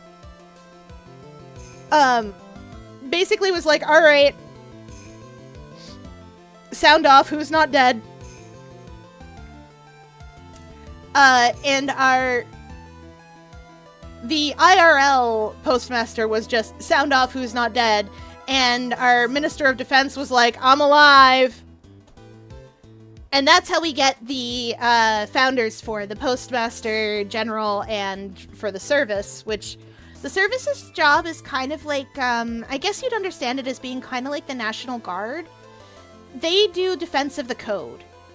So their job is making sure that scroungers don't get in. Scroungers do be zombies, but they're not quite zombies. They're people infected with a parasite, a parasitic bug that does gross, weird things. They're not as common as they used to be because it's easy to keep under control once you get the hang of it, and society's had time to get the hang of it. Especially out there. Ooh, an ad break! This gives me lots of time to tell you about shenanigans. Honestly, seeing everyone out here surviving, rebuilding the world, it gives me hope. Exactly! That is exactly what we're here for! That is what this is about! It is about what if, and imagine just for a moment, what if everyone put aside their differences and worked together for the greater good. Like Flood from Halo or X from Metroid. A little bit, yeah. So they're called the Hard-Shelled Fluke. They are at least partially engineered because they're based on horseshoe crabs. And what they do is they produce something called they produce something that can be refined into something called a blue. If you know what a stim pack is from Fallout, you know what a blue is. Pop the top and drink it up. If there's no medic nearby, set your broken bones and close your wounds as well as you can, then pop the top and drink it up. You'll be right as rain in no time. That's literally it.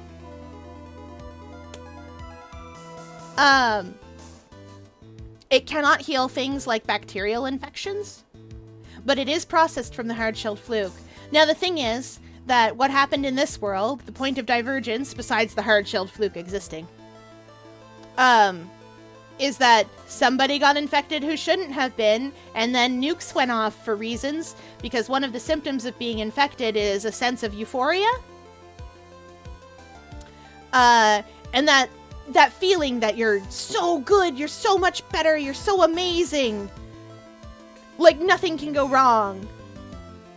So it's only for physical wounds, not actual damage. You can use it for physical wounds. You can, like if you break your leg, you can just set the bone and drink it up and it'll fix it.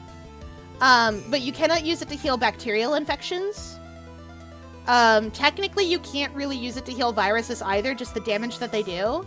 And because the hard-shelled fluke infects the stomach, and because it's quite large, like it is the same size effectively as a horseshoe crab, because it infects the stomach and latches on inside the stomach with its tail to the spinal, like to the nervous system through the spine, and because its defense mechanism is panic spewing its eggs everywhere, and because those eggs are so hard to find, surgery isn't allowed.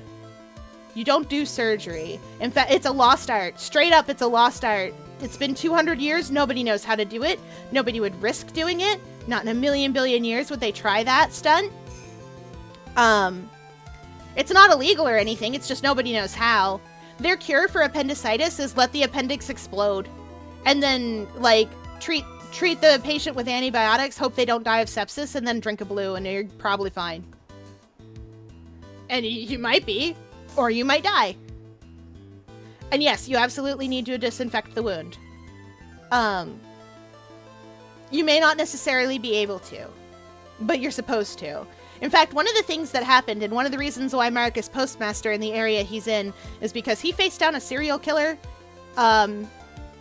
He had to cut himself out of a bad situation, and it damaged his leg, and he did not have time to line it up properly, so he just kind of went good enough, drank that blue, and was like, if it heals, it heals.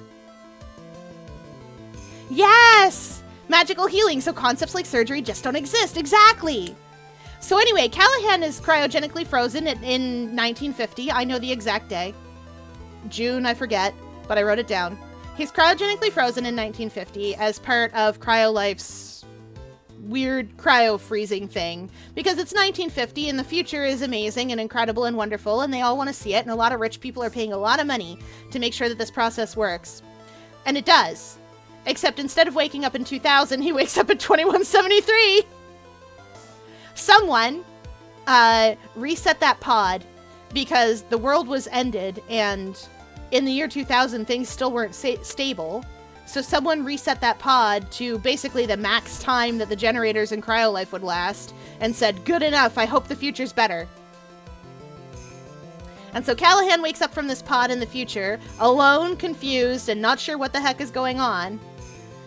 And then he meets some people from down in the village, who are dressed like you would expect Fallout Caravan folks to be dressed, because they are flower children, which is what happened when, what happens when hippies, have 200 years to form a society. And he's like, okay, the future is definitely not better. These people are hardly better than cavemen. I'm not sure how to deal with this. There's two problems, and the reason that he thinks that, problem one is they are dressed like they rolled around in a bunch of fabric. And problem two is that Callahan doesn't know sign language. Scroungers are attracted to noise. Sign language was the thing that caught on to keep people from dying because it's not loud.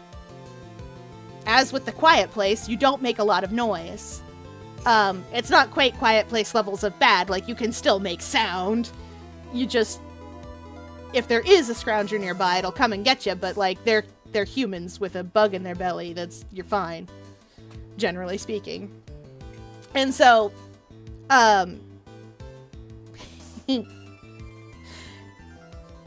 so Callahan is very shocked to see Mark show up at his doorstep in a full postman's uniform. He's just there like, I thought the future was ruined, but now there's like straight up a mailman at my door. Little confused. Little weird. I'm hallucinating. I'm crazy. I lost my mind. I must have. The other important thing about Callahan is that he is a general surgeon. This is of grave import.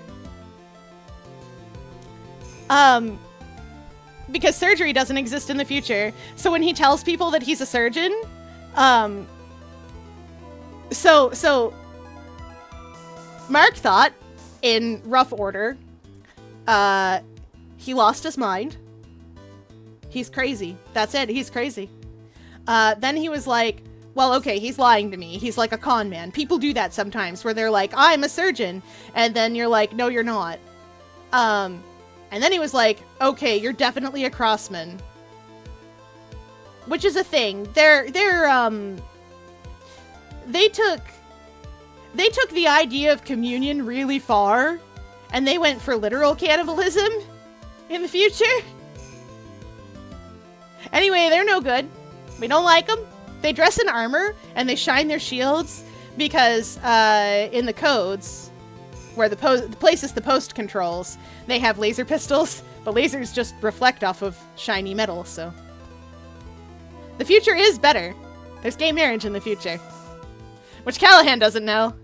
It's really funny. They do get married in the end, yes. There's a lot on the way. Callahan does some crimes that he doesn't know are crimes. It's fine.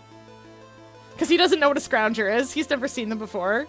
Imagine you wake up in the zombie apocalypse and you don't know what a zombie is, but you're a doctor. You see a man walking up the street moaning and like, obviously in pain, and you're like, oh no. And the street that in question leads to the hospital, and you're like, oh no. And you're the doctor. Of course you're gonna be like, hey, you good? You okay? And like try to go to words that thing. Anyway, that's illegal. For reasons. It's okay, he's not a criminal.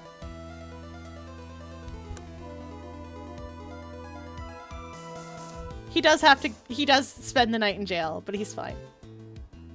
Anyway, I gush about the boys way too much. Val can attest to this, that I can't shut up about the boys. Someday I will let you guys read things, but first I have to rewrite the entire intro a little bit, because I realized that a society that is at least as advanced as the one that I was building needs to know what antibiotics are. And that I had gone in without them knowing that, and I was like, oh, oops. So anyway, it's gonna be great. Mark's a sweetheart. He also has super severe ADD and a healthy dose of PTSD on top of that, so he's a mess. He holds it together really well, but sometimes he just... You can tell. You can see he's not fine. He's fine. Of course Val says he's fine. Okay, moving on to whatever I was doing. I was doing something. We were having a Perry Mason moment. Guys, I spent like 20-30 minutes going on about my OCs because I love my OCs. They're beautiful. I did a lot of work. I worked really hard to make sure that the politics of the future reflected the general progression of the politics of the time and what was going on and so on. He'll be fine. He'll be fine if he's either in my arms or Callahan's. Mark's a good boy. I mean, that is true. He does rely on Callahan for a lot of emotional support. He's just like, you're emotionally stable, right? And Callahan's like, of course I am. He is not. Callahan is a lying liar face. Man was so in the closet he could see Narnia. He didn't even know. So Callahan is a surgeon, but in his spare time he is a painter. And he spends a lot of time. Just like... So the way that his brain goes is like, he'll spend a lot of time looking at men in public and being like, yes, that would make an excellent figure study. I can practically see the muscles, like the way the muscles go and the way the anatomy would be underneath of this. And if we posed this in this particular way, like this would look really cool. And I like the really striking jawline and the way that, and so on and so forth. Like he literally describes the light bouncing off of Mark's eyelashes. At one point, and is like, wow, he looks like he just stepped down from like one of Raphael's paintings of cherubs, and on like this, like very poetically explaining. And you can see in the narration that whenever he's introduced to a woman, he's just like, neat, and just has a very like boring description. Like he's introduced to the governor, who Mel's great. He's introduced to this 5'0" lady in a suit with a milkmaid braid going, and is just like, huh, weird to see a woman in a suit, and just moves on. Like, that's his only thought process. And I really hope that it communicates well that this man is not interested at all. But he's one of those types who's just like, yeah, that sure is there. It's great. Anyway, he's a sweetheart. I've gushed enough about my OCs, though. Back to the video game. This is it. This might be just be my chance to turn things around. Oh boy. Mr. Wright, what exactly is it that you're asserting? Very well, Your Honor. The defense asserts that Mr. Atme is Mask to Mask.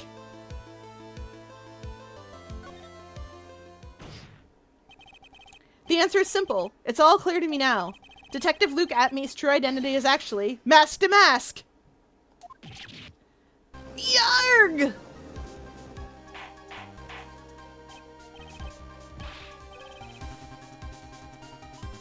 Do you guys like the remix of this song? The remix of Cornered? Order! Order in the court! Mr. Wright, what is the meaning of this? There are too many unnatural parts to Mr. Atme's story. He says he was hiding at the crime scenes, which is why no one ever saw him there. And then, in his last case, he manages to outperform Detective Gumshoe and the entire police force to miraculously retrieve the stolen treasure. That's because I analyzed the crime scene data and made an exquisitely elegant deduction. I picked up clues that the police overlooked in order to arrive at a... Oh, please. The explanation is far simpler than that, Detective Atme. The truth is that you are, in fact, Mask to Mask. But Mr. Wright, this photo, it clearly shows Mask to Mask. The security camera belongs to Lordly Taylor Department Store. He shouldn't have been able to manipulate it. He didn't need to manipulate it. He gained access to the warehouse under the pretense of providing security. Then he simply dressed as the thief and stole the urn. So, the ace detective is actually an ace thief? Is this true, witness? The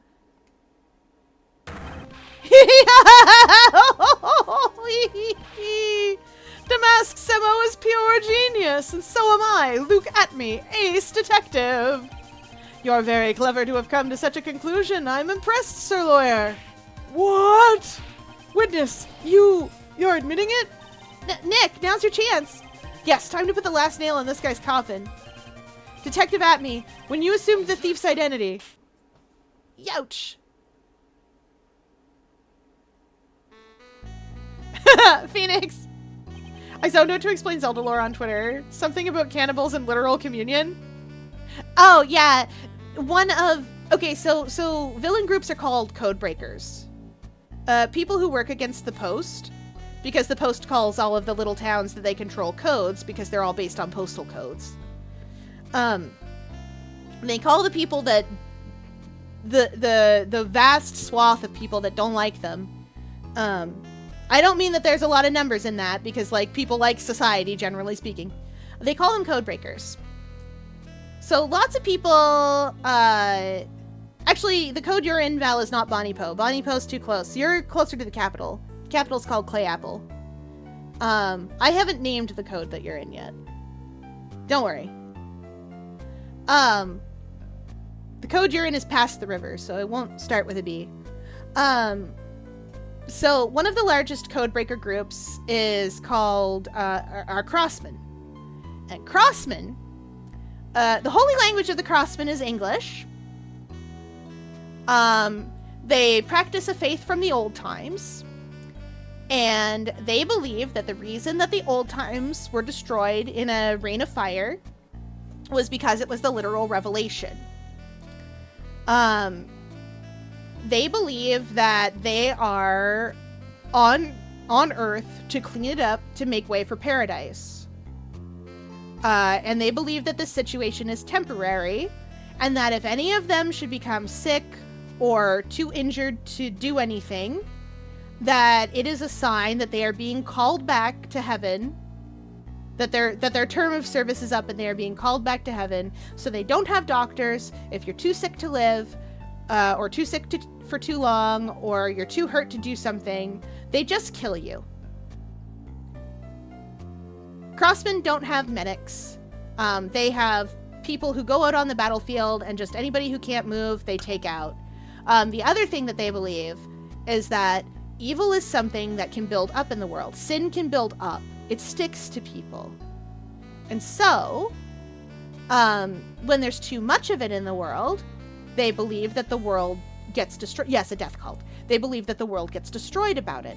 So, what they do is they pick somebody every so often.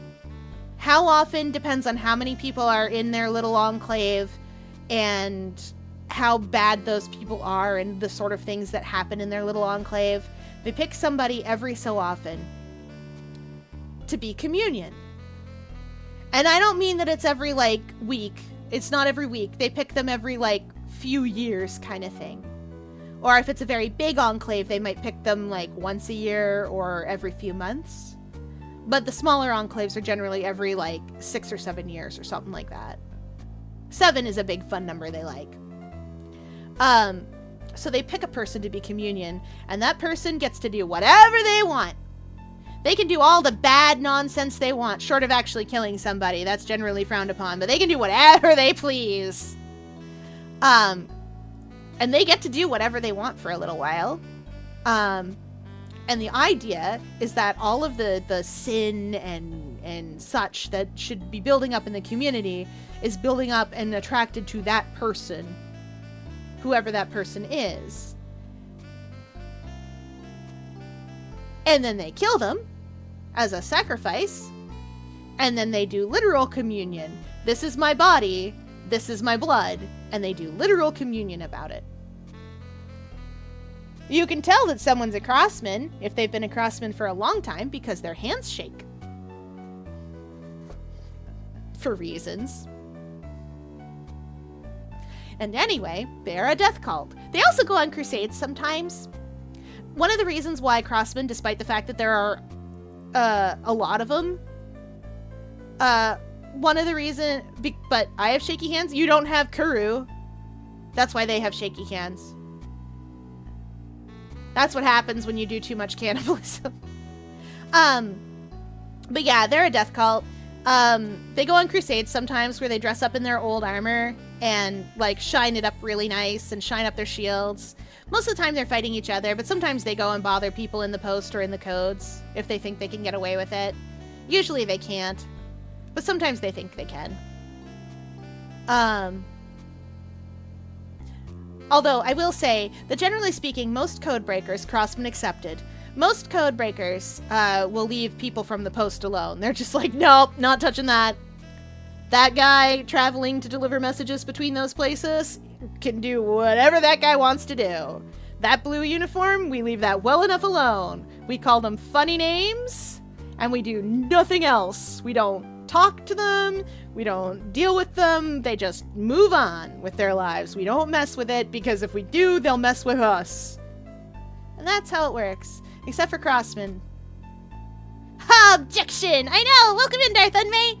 We're technically playing Phoenix Wright, but chat got me talking about my OCs again, and I just can't help it. I love talking about my OCs. They're great. I built a whole world about it. I have multiple worlds I built about it, actually. I built fan fiction about it. I'm writing fan fiction for my own stuff. There's AUs. It can't be stopped. Can't be helped. You have read it. Lots of it. It's true. Callahan out there making fun, making friends with Watership Down rabbits. Never you mind why that is. He's real good at it.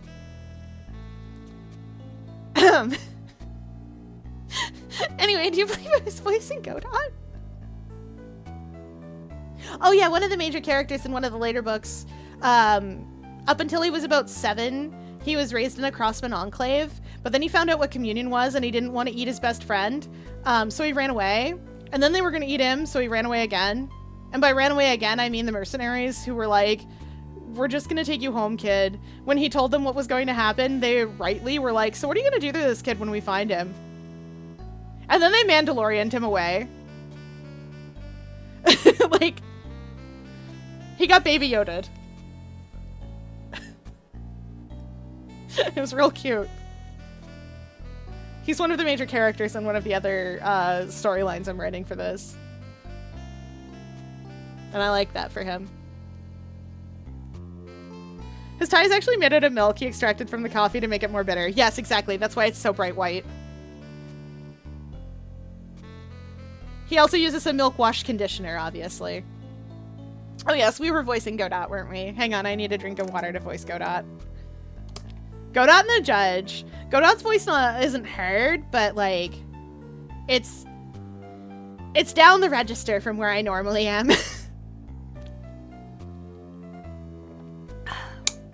The Judge, on the other hand, is kind of difficult, but that's fine. I don't care. Technically, he's pronounced Godot, but I don't like that, so I don't. Godot Blend number 102. My personal favorite. Mr. Godot! The ace detective is actually an ace thief. I smell a best-selling novel. There's only one problem. It simply isn't true. But Mr. Godot, Mr. Wright has made some very strong points, and I will admit my opponent has woven a compelling narrative out of whole cloth. But it is, in fact, nothing more than a patchwork quilt. Mr. Trite, if this detective really is the thief, then show us the proof of your claim. But it had better be as hot and as perfect as the coffee dripping down your face. Oh yeah, no, he would have been removed from the courtroom. He would have been held in contempt. He may not have been disbarred. It takes a lot to get disbarred, but he probably would have been censured at least. Now, admittedly, contempt is at least partially up to the judge, but throwing coffee at your opponent like that is not allowed. Like, at all. I don't know how to tell you this, chat, but it's not allowed at all.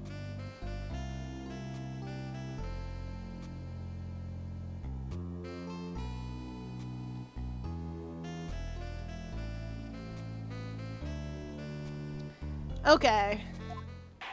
We don't... Oh, we almost found... Guys, I have an idea. I have an idea. Well, Mr. Wright, don't just stand there. This court would like to see this decisive proof you have quickly. Huh? Oh, yes, of course. What's the big rush? I don't think we have any. But, I think I know. I think I know what we need. We need the urn.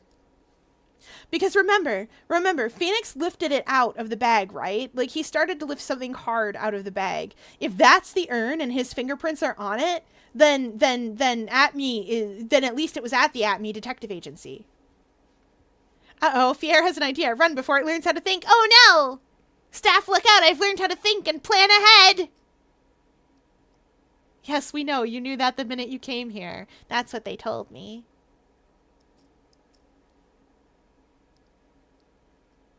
Listen. Listen, staff.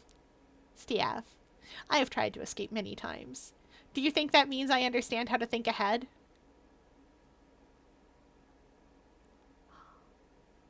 They're arguing. They're arguing. Staff's arguments can be summed up as, well, of course it does, because you can make plans for the future, followed by, well, no, I don't know if she's necessarily making plans or just taking advantage of a situation that presents itself. And now they're arguing about the mirror test again.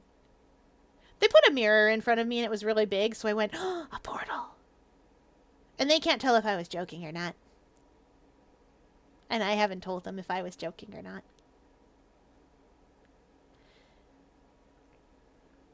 I think I'm funny. Are you alright, Nick? Abby looks pretty rattled right now. I'd like to finish this right now if I can. But can I really do it? The decisive evidence that proves Mr. Luke Atme is in fact mask to mask has yet to be found. Proof? Of course I've got nothing. Huh. Just what I thought. A man has to hold his head up high no matter how bad things get after all. I see. I thought perhaps you had some evidence to back up your assertion. This is no good. I've got to stay on the attack. I'll never get another chance to prove that this guy is the thief. Don't give up, Nick. Think harder and try again. It's no good. I'm just not ready yet. But, are you gonna just give up and let us lose this?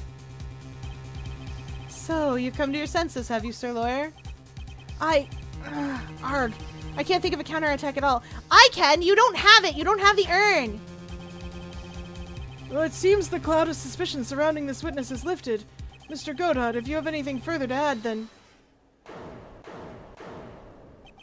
What? Who? Who are you?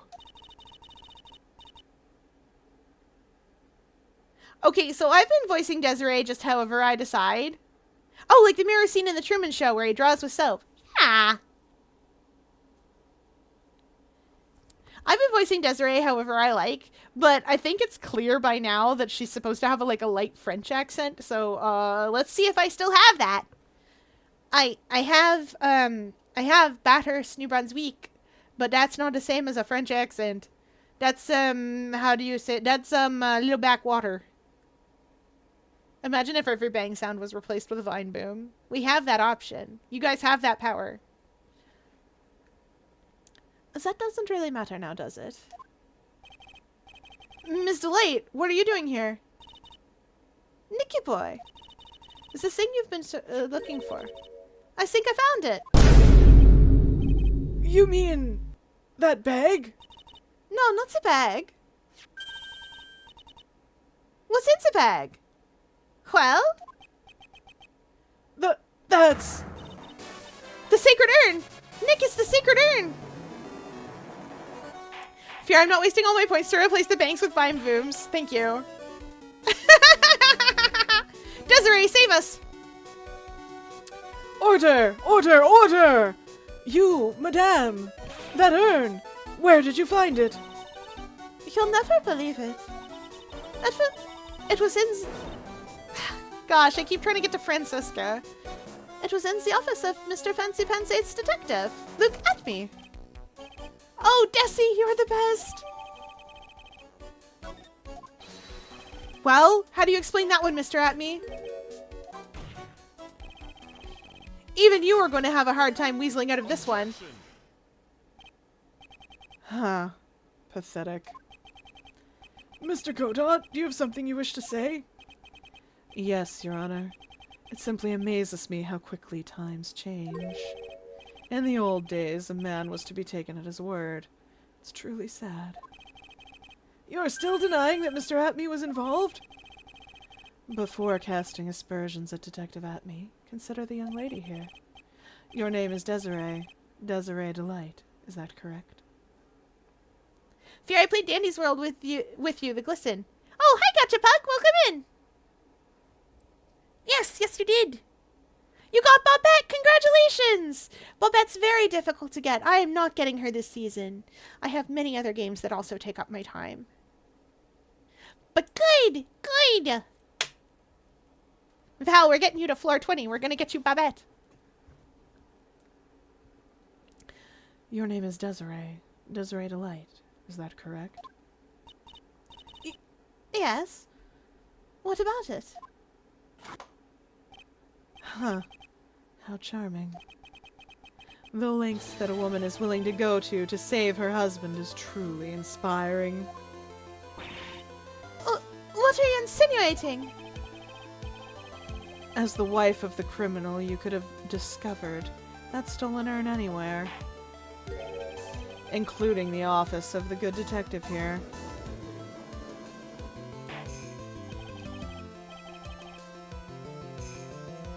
So you found the urn. What does that prove? It certainly doesn't prove where the urn was before you found it. What? I just brought it here from the detective's office. Please, madame. This town is already filled to the brim with lies. Any more could only compound the tragedy we have been witness to. You're wrong.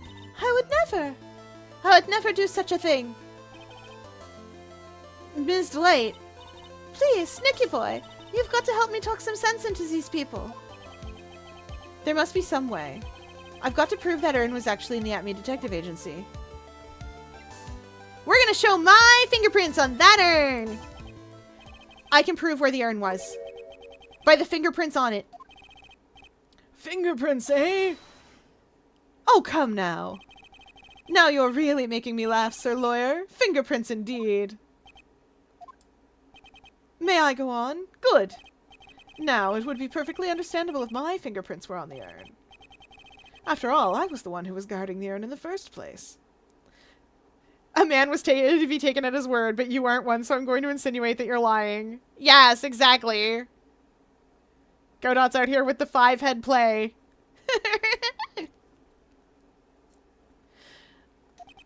In any case, I'm always in the habit of wearing gloves, as you can see. So unfortunately, my fingerprints wouldn't be evidence of anything. What about it, Mr. Wright? This witness's fingerprints would mean nothing anyway. Nick, what are you gonna do now? I've come too far to turn back now. Atme must have brought the urn back to his office yesterday, and there, I'm sure someone must have left their fingerprints on it. Me! It was me! I did it! My little octopus! The defense proposes that the fingerprints of this person would be on the urn. It's me!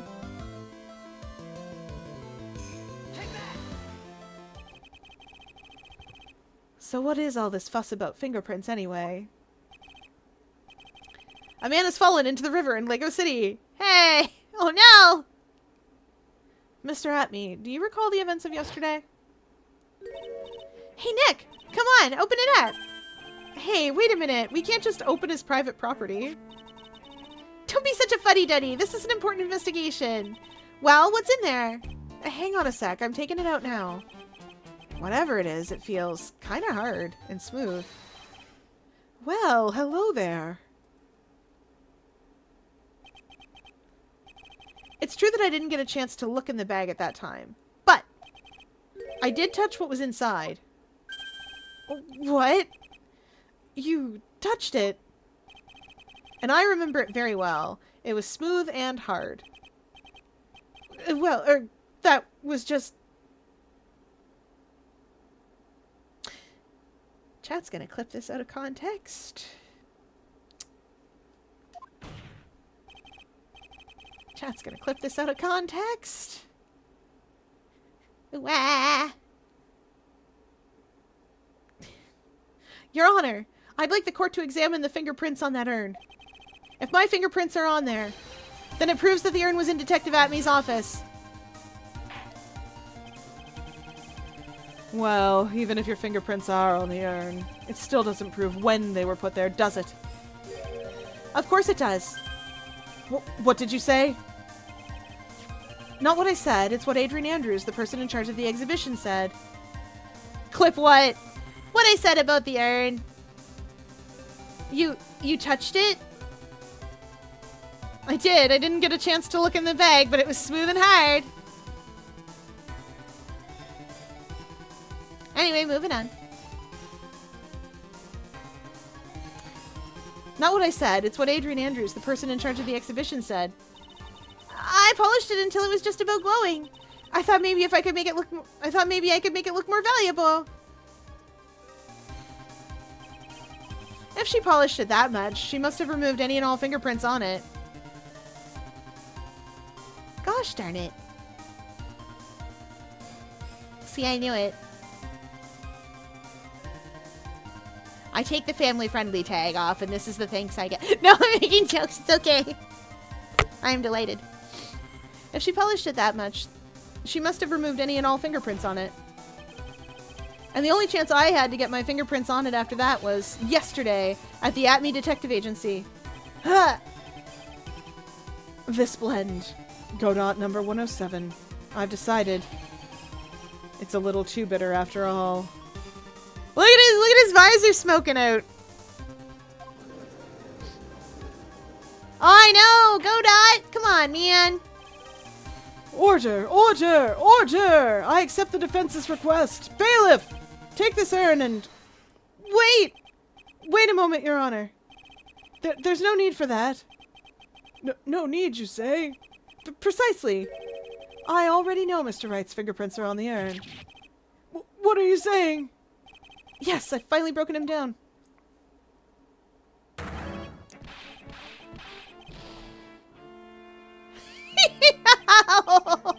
Take a good look, everyone! Unable to find a rival worthy of my genius, I was forced to create one by myself!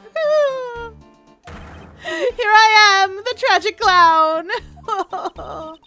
This guy is nuttier than a fruitcake. You see, it was me all along. I am the one and only Mask to Mask. I hope you all enjoyed my little performance.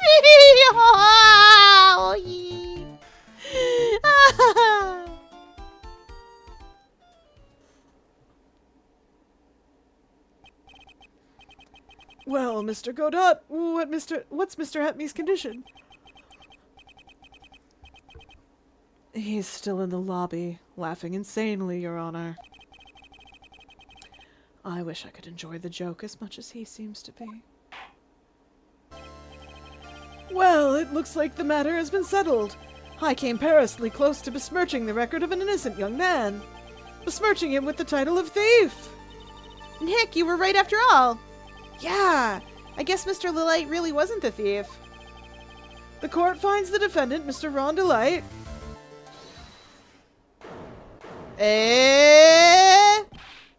You're wrong! Wrong, I tell you! I mean, not exactly wrong so much, but actually not right is what I was really trying to say. Oh no, he's not. This can't be happening.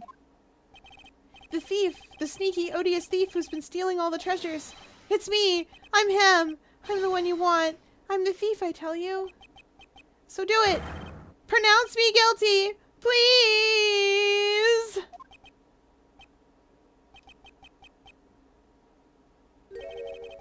I don't know what kind of kangaroo court you all think this is, but... The true identity of the thief has already been proven. Please hurry up and pass judge... What are you talking about? I already confessed. I'm the thief, I tell you. Ron Delight is hilarious. His song is called Please Listen to Me. Or, sorry, in English, Listen to Me, Please. Or is it Please Listen to Me? I forget. I remember it's, Oh, no, wait, I got it. It's, Please Listen to Me. Yeah, because in Japanese it's, Listen to Me. It's, Kudasai at the end of it.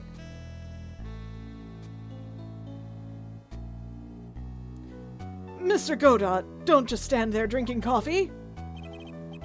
Huh. Hey there, Mr. Thief. Yes? Yes, sir? If you're really a man, then clean up your own mess. I'm sorry. I'm afraid I just don't have any idea what you mean. If you are Mask to Mask, then prove it. That's what it means. Yes, sir. I'll be happy to. He says he'll be happy to, Nick. It's kind of cute. He's 100% committed to his fantasy. Good boy. Just remember one thing. A boy only gets one chance in his life to become a man. I know that. I won't fail. I swear. Okay then. Talk. We're all listening.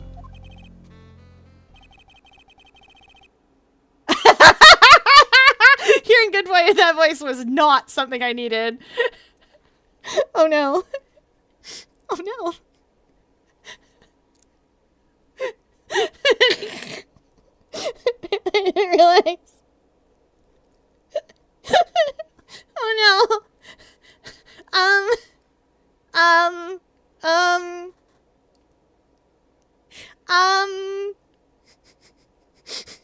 I blame Godot. Is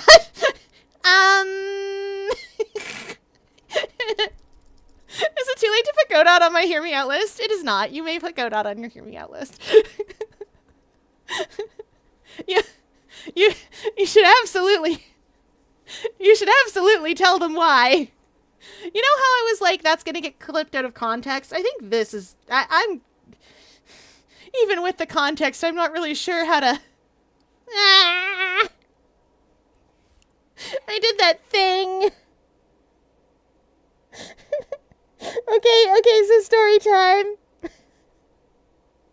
Okay, so story time. So Cutthroat Kitchen is a thing. It's a cooking competition thing. It's very able to get that first clip. I'm sorry for pointing it out, Pierre. No, this is funny and I love it. So Cutthroat Kitchen is this thing, and it's this thing that's hosted by Alton Brown, and he is notorious for shenanigans on that show. One of those shenanigans being that the things he uses to like fasten contestants' hands apart are anyway, they're generally used for that, just not usually in public. So at one point on that show, he was telling someone something or other, I don't know, giving them some demand or other, and the contestant did the thing, and he said good boy in that voice. And the contestant was like, and that made it onto national television, and I needed you all to know that, so I don't feel so bad that you should all hear that in that voice.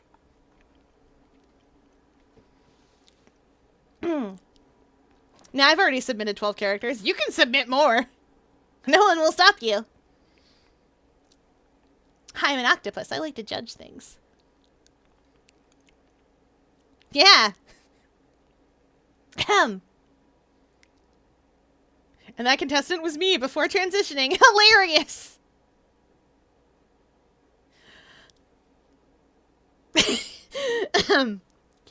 I can't say a thing. I was gonna say a thing, but I cannot. Staff, what are you looking at me for? What are you looking at me for? Why are you looking at me? Yeah. Hi. I am streaming. Yeah, I'm sure. Hi. Phoenix, right? Yeah, that's what I'm playing. We're solving a crime. It's not murders this time. Anyway. Right, moving on. Oh well, let's all have a listen to this confession.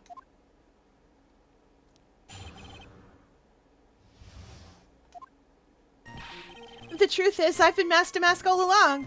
I mean, you can't prove that I'm not actually Mask to Mask, can you? I don't have an alibi for the night the urn was stolen after all. I donned my costume that night and dancingly descended upon the scene of the crime. Look, you can see right there in the photo, that's me. As for my brooch, I snagged it on the door handle and it got torn off, that's all. There's so much wrong with Ron's testimony. I don't like the direction this trial has taken. But this is how every trial goes. At least with me, anyway. Ha.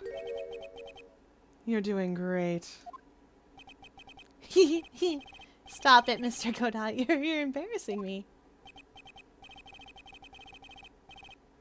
Like I said, you're only going to get one chance to testify, all right? But if you make it through this with flying colors, I'll keep my promise too. I'll make sure you stay locked up in prison as the one and only true Masked Mask. Thanks so much, Mr. Godot. I'll do my best. All right, Mr. Wright.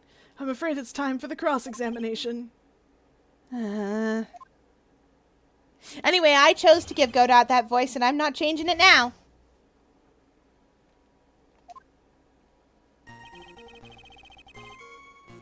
Okay, there's so much wrong with what you're saying, honey. There's so much wrong. I can...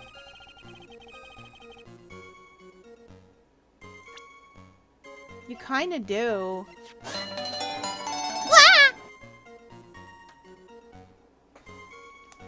Alright. We hydrate as chat demands. Body break. Alright. On a big stretch. Oh, I must be getting close to that time. Big stretch. Nah. For body break, we're gonna do crunches. 1, 2, 3, 4, 5, 6, 7, 8, 9, 10. Okay, we did it. Okay, we're gonna present this. I don't know if this is right, but we're gonna do it. Mr. Delight, this wallet belongs to you, correct? Ah, yes, it does. I had lost it somewhere. Mr. Wright, when you find a wallet, you should report it to the police right away. No, you don't understand. This is an important piece of evidence. Evidence? Mr. Delight, when did you first notice that you'd lost your wallet? Let's see. I think it was on the night of the crime. But I know I still had it when Desi and I went out for dinner. This wallet was found at approximately 1 a.m. at KB Security Headquarters. What? Surely you're not serious. Yes, I am serious. This proves that Mr. Delight was in fact at KB Security that night. No! So if the defendant was at KB Security at 1 o'clock in the morning...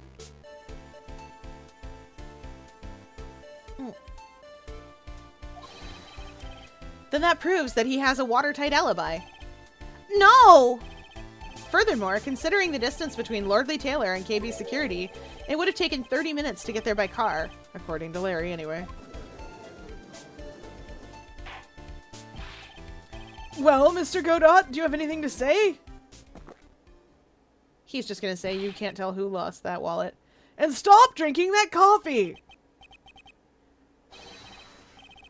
Come on, Mr. Thief. Don't let this guy beat you. Tell him why he's wrong. You're the only one who calls me thief, Mr. Godot. All right, I'll try. I'll do it. I will. Fier, you are not helping. Listen, I gave Godot that voice, and I'm just gonna keep it. I can't stop myself. I can't give him a new voice now. I'm leaving it. Sorry, chat. Stays. The voice stays.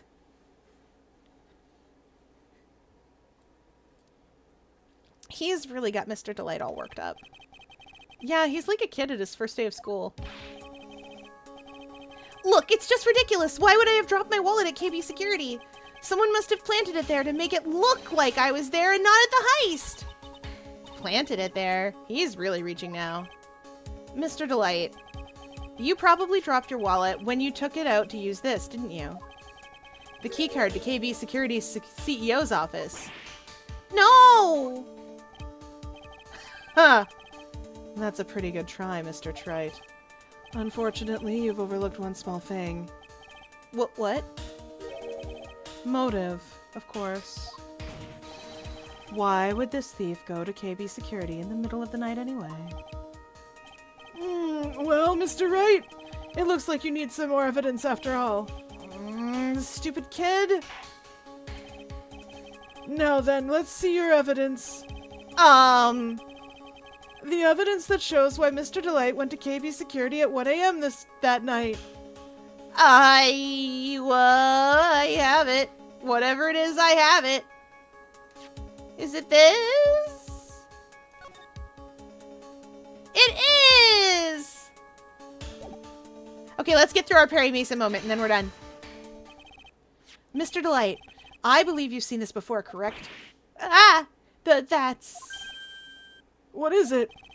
A blackmail letter. That's what it looks like from the contents. Blackmail? Yes, basically it says bring $50,000. That certainly sounds like blackmail, all right. At the time of the theft, Mr. Delight was dealing with the blackmailer himself in KB Security's CEO office, a full half an hour away from the scene of the crime. No,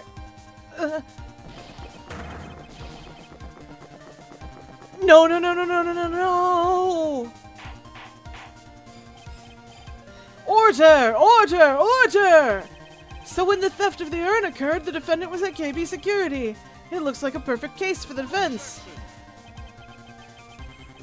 You may see it as a perfect case, Judge. But to me... Well, let's just say that my Godot number 107 impresses me a lot more. Well, what are you trying to say? You say the thief was being blackmailed by the CEO of a security company, but did you actually investigate the CEO at all? Huh? Well, no, I guess not. Accusing a man of blackmail with no proof? I'm not sure what I think of that. Not sure what I think of that. At least I know what I think of you. Good point. I'm not sure what I think of it myself. You claim that the defendant entered the CEO's office, but you will need at least one witness to corroborate your claim, Mr. Wright. Nick, I think we're going to have to track down the CEO guy. No, we don't have to track down the CEO at all. What do you mean by that? What do you mean by that, Mr. Trite? A man is taken at his word. Yeah, Mr. Godot. Terrible. There is someone else who can testify. This is the person who can testify that the keycard was used at 1 a.m. that night. Are we going to say Ron? Is Ron the CEO of the security company?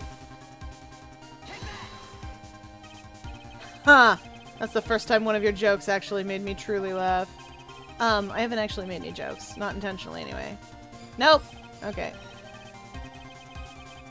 Well, then, who... Is it Larry? It can't be Larry. Who are we getting to testify?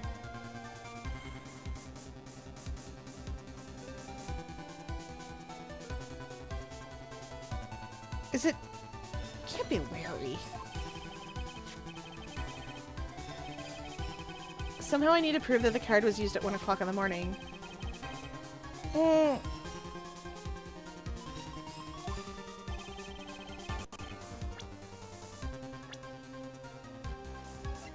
I mean, Larry's the one who brought us the wallet. He's the only other person at KB Security I know, so... Sure. It can't be... Oh, okay. Alright! Who is this useless-looking young man? You've seen him a lot, Your Honor. You don't remember him, Your Honor? Not exactly. But just looking at his picture makes the bile start to rise in my throat. Yeah. It looks like he doesn't remember the case from 2 years ago. He probably blocked out that memory on purpose. Anyway, this man was working as a guard at the KB Security that night. Oh? The question at hand is this key card. Yep, that's the key card they use in the building where I work. According to the serial number, this is the one for the CEO's office. You needed to get into that room, and every time you use that card, it leaves a record. Yeah, it tells you exactly who entered the room and when.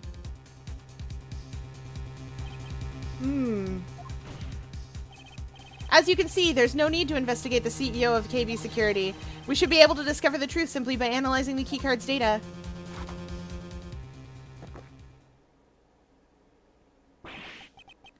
What?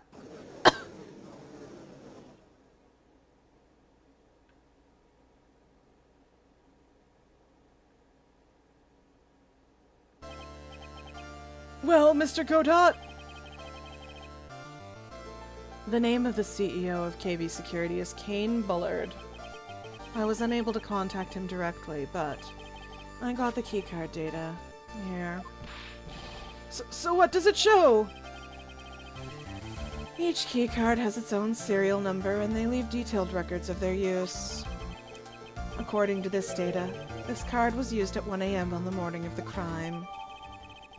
Woo!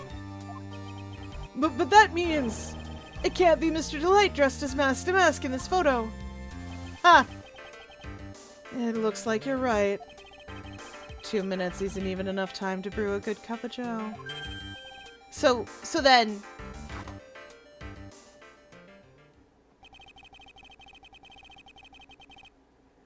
Ron Delight was clearly in the office of KB Security's CEO at the time of the crime. The prosecutor's office is ready to admit that fact. Therefore, it's impossible for the defendant to be Mask to Mask. Good job! You did it, Nick! That's enough! I came perilously close to besmirching the record of an innocent young man. Besmirching him with the title of thief! What's wrong, Your Honor? Well, I'm ready to pass judgment, but before I do that, do you have any further objections? No, Your Honor.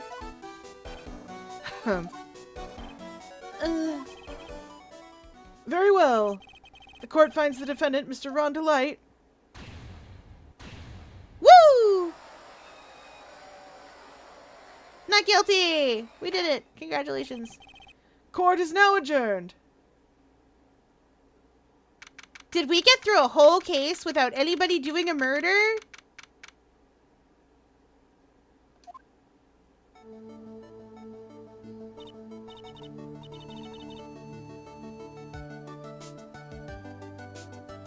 Amazing! Wait, this isn't the end of this case. This isn't the end of this case, you guys. But it is the end of tonight.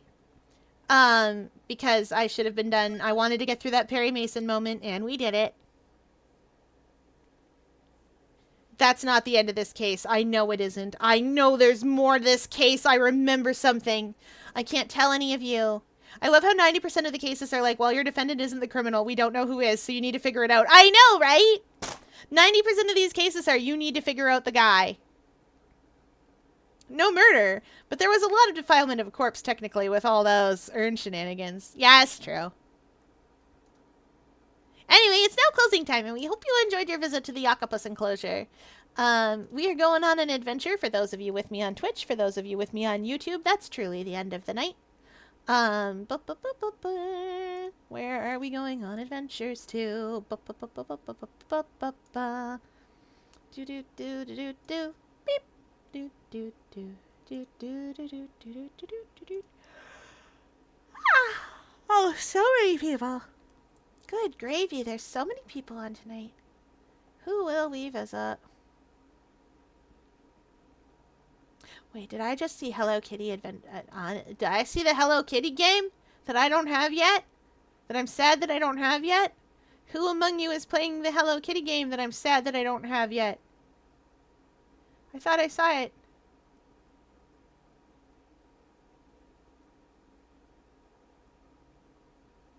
You! Yes! We've been doing nothing but talking about cats tonight. We're gonna go raid a cat today. Tear on the cat. Sorry about the ad break, everybody. Wah. All right. That is it for tonight, everybody. I will see you all tomorrow. For Guild Wars 2. Yeah, it's Guild Wars 2. That's what it is tomorrow. We're gonna have a great time. All right. That's it, everybody. I will see you all tomorrow. Nice work, Val.